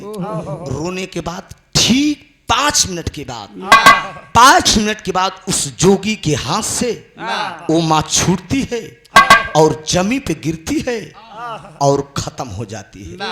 जब खत्म हो जाती है तो वो जोगी करता क्या है? नर के करनामा भरत रे पानी गैल जोगिया, रे पानी गैल जोगिया हो, जोगी बन के छोड़ा न राज आठ आकी अरे हो रामा, जोगी बन के छोड़ा न राज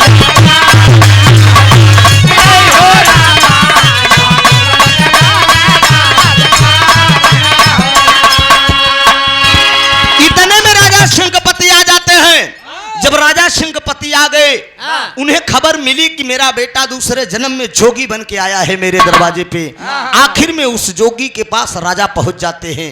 वो भी अपने बेटे की याद में दोनों आंख के अंधे हो चुके हैं।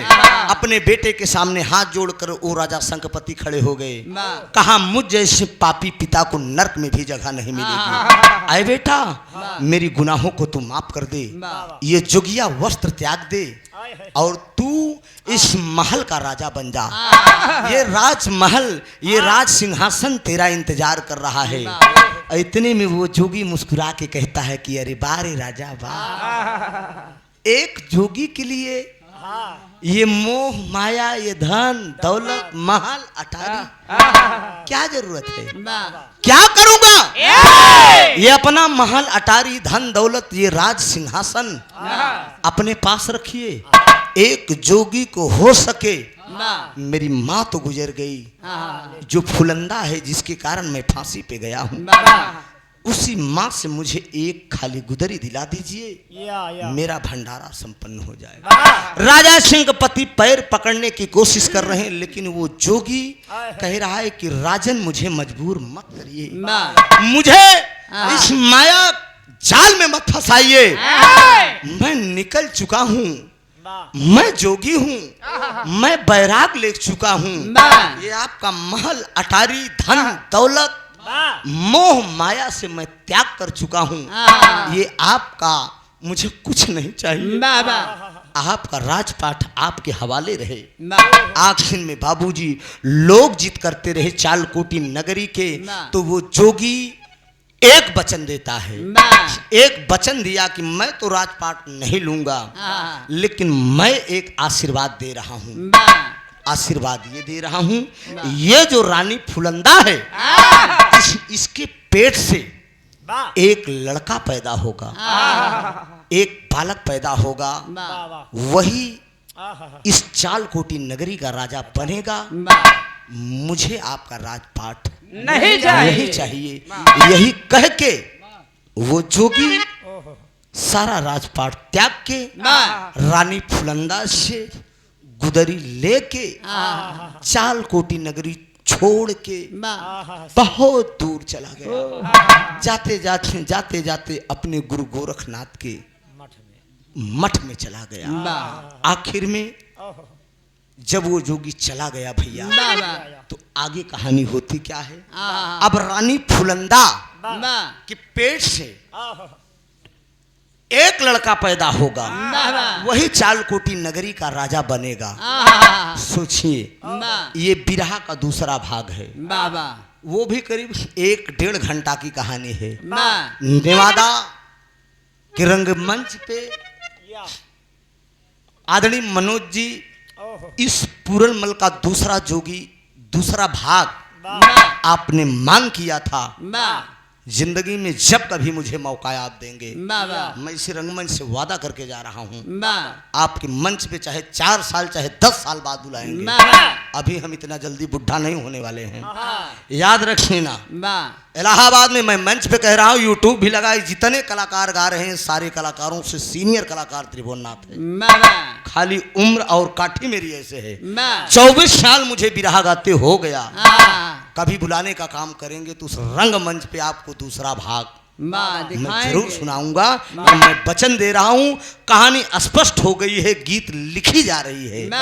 फर्क इतना, आज भी मेरे पास वो कहानी का दूसरा भाग बिरहा आ चुका है, लेकिन हम एक गवैया ऐसा है, बिरहा को जब तक मैं याद नहीं करता तब तक उसकी प्रस्तुति मंच पे नहीं करता। हमारी आदत नहीं है कि मैं डायरी देखूं। जब मैं डायरी देखूंगा तो मैं डायलॉग कितना बढ़िया बोलूंगा, खाली देखे में ध्यान रही, गावे में हमार। तो ये वचन है। दूसरा भाग मैं वादा कर रहा हूं, पहले गाऊंगा, तैयार करूंगा तो नेट पे मार दूंगा। हो सकता है यूट्यूब के माध्यम से ही आप लोग सुन लेंगे। आखिर में ये हमारे समाज की दशा है। वो पूरणमल जोगी बन के गया, 14 साल के बाद भंडारा किया। अब सवाल ये उठता है कि फूलंदा के पेट से कौन पैदा होगा, उस बालक का क्या नाम होगा, चालकोटी नगरी का राजा कौन बनेगा। यहीं से कहानी छूट रही है और आखिरी भाव है। अरे पिरान होई बगिया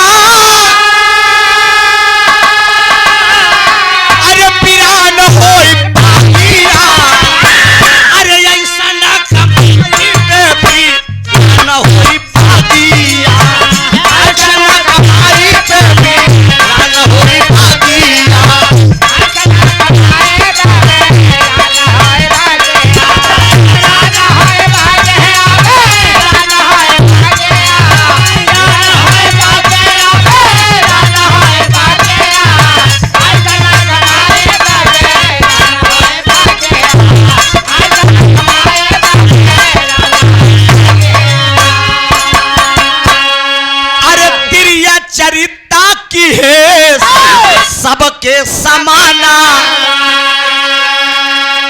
भक्त पूर्ण माला होई कैलन सपाना।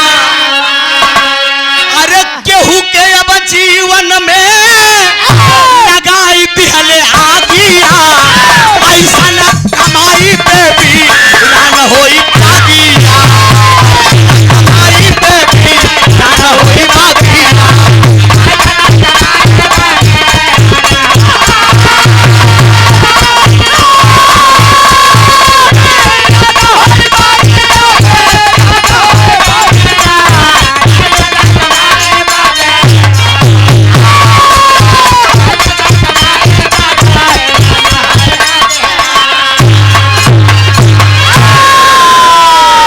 आखिर में ये हमारे समाज की दशा है जिसे हम माँ समझते हैं, वो माँ बेटी का रिश्ता भी दाग लगाने का काम करती है।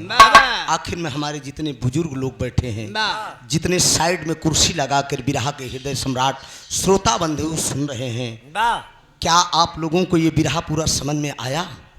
समझ में अगर आया हो तो एक बार हाथ उठा दीजिए आप लोग, तो हम इधर भी आ गया। एक ताली बजाकर मेरा सम्मान कर दीजिए, मेरे गीत का सम्मान कर दीजिए। बहुत बहुत धन्यवाद। कलाकार न जाने कितनी दौलत कमाएगा, धन दौलत तो अपार कलाकार कमाता ही है, लेकिन अच्छे ढंग से कहानी समझ में। कहानी तो वैसे आप YouTube पर ही सुन लिए होंगे। YouTube का जमाना ऐसा आ गया है, 4 दिन का कलाकार अपने आप को सुपरस्टार और सम्राट लिख देगा। 20 साल 25 साल का जो मेहनत कर रहा है, बड़ी बीमारी समाज में आ गई है। त्रिभुवन नाथ अगर 15,000 मांग रहे तो कहा हमें 5,000 दे दा। लोग कहा यार त्रिभुवन बहुत पैसा मांगता है, छोड़ो दूसरे को बुला लो, फलनमा का बुला ले यार, क्यों मांगता हूँ मैं अपनी क्रेज के साथ, अपनी इमेज के साथ अगर खिलवाड़ करूंगा तो ये भी अच्छा नहीं है। एक वसूल भी होना चाहिए। मैं जिस गुरु का चेला हूँ, मेरे गुरु जी का एक वजूद और वसूल रहा, लेकिन आज मैं 1 मिनट बेटा, 1 मिनट हम समझ रहे हैं। आज मैं इस रंग मंच पे वादा करके जा रहा हूँ, इलाहाबाद कि जितने भी भाई लोग हैं, इस कछार बेल्ट के जितने लोग हैं, कभी भी आप YouTube से मेरा नंबर निकाल लीजिएगा, फोन कर दीजिएगा, चाहे तेरही हो, भंडारा हो, सगाई हो, बारात हो, विवाह हो, कोई भी हो, आप लोग अगर फोन करेंगे, आपका ये बेटा, अगर आपका ये भाई डायरी देख लेगा, अगर खाली रहूंगा तो आप लोगों का सेवा करने का मौका दूंगा। जो आप लोग सम्मान से मेरी विदाई कर देंगे, मैं लेकर चला आऊंगा। ये मैं वादा करके जा रहा हूं। अब बाहर में हमें पैसा ले दे, बनारस, मिर्जापुर, बलिया, आजमगढ़ में हमें कमाई दा ना, कमाप तो हमारे पास 3 ठे लड़कियां बच्चा हैं, ये हमार खेती अटे। पापा है, ये मेरे साढ़ू का लड़का है विनोद ना, विनोद यादव जी, यही ददनापुर के रहने वाले। अभी 4 दिन ये बालक मेरे घर रहा था और बोला कि मौसिया प्रोग्राम हमारे क्षेत्र में आई हो, संयोग से प्रोग्राम लगी नहीं गया। अच्छा, राजेंद्र जी भी आए हैं, बहुत बहुत मैं धन्यवाद दूंगा। एक सुंदर पुष्पहार 101 रुपए से बालक ने मेरा सम्मान किया है। मैं मंदिर जिंदगी शुक्रगुजार रहूंगा। गाने में कोई कमी हुई हो तो हम क्षमा चाहेंगे। सुषमा जी अब इसके बाद सेवा करेंगी। आप लोग सुषमा जी से आनंद ले लीजिएगा। आज की रात यहाँ आनंद ले रहे हैं, कल की रात मैं आपके ही पड़ोस में रहूंगा। कौन सा गांव है? कौड़िहार के बगल में कोई गांव, पकड़ौड़ी ऐसे कोई गांव है, पटकौली में, पटकौली गांव में मैं रहूंगा। हमारे साथ में मेरी साथी कलाकार हैं प्रियंका माधुरी जी। कल भी बिरहा जोरदार ही होगा, वो भी रस अच्छा गाती है और कटी कटा होगा। तो जिस भाई को हम नहीं कहेंगे सब लोग आइएगा, जिसके पास समय होगा आएंगे, जिसके पास नहीं होगा नहीं आएंगे। राजा हो तो है कैसे मनाई, दुल्हा हो तो है कैसे मनाई,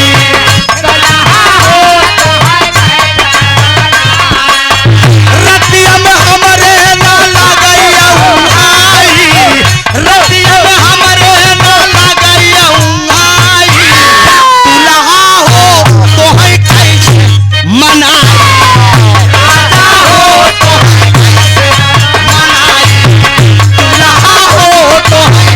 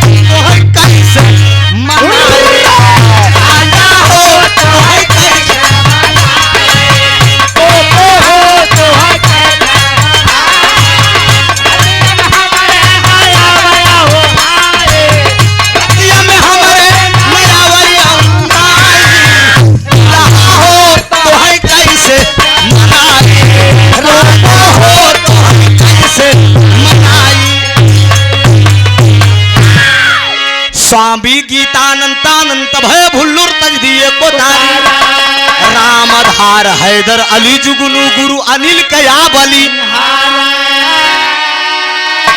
अरे राम बुढ़ौती पे खियाल अरे त्रिभुवन नाथ कुमारिया बाटे आवे नौथी बुढ़ौती पे खियाल करा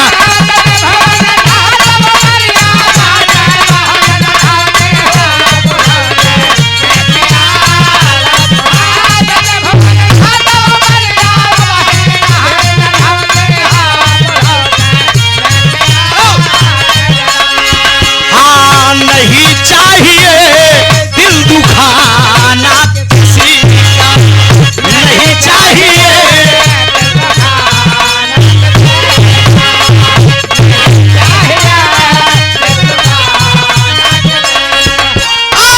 सदाना रहेगा जमाना किसी का नहीं चाहिए दिल दुखाना किसी का नहीं चाहिए दिल दुखाना किसी का नहीं चाहिए दिल दुखाना किसी का। बहुत बहुत धन्यवाद। अब आप लोग शांति बनाकर बैठे रहेंगे। लोक संगा वगैरह जिसको करना होगा कर लीजिएगा। सुषमा जी भी अपने आप में फन की माहिर गायिका हैं।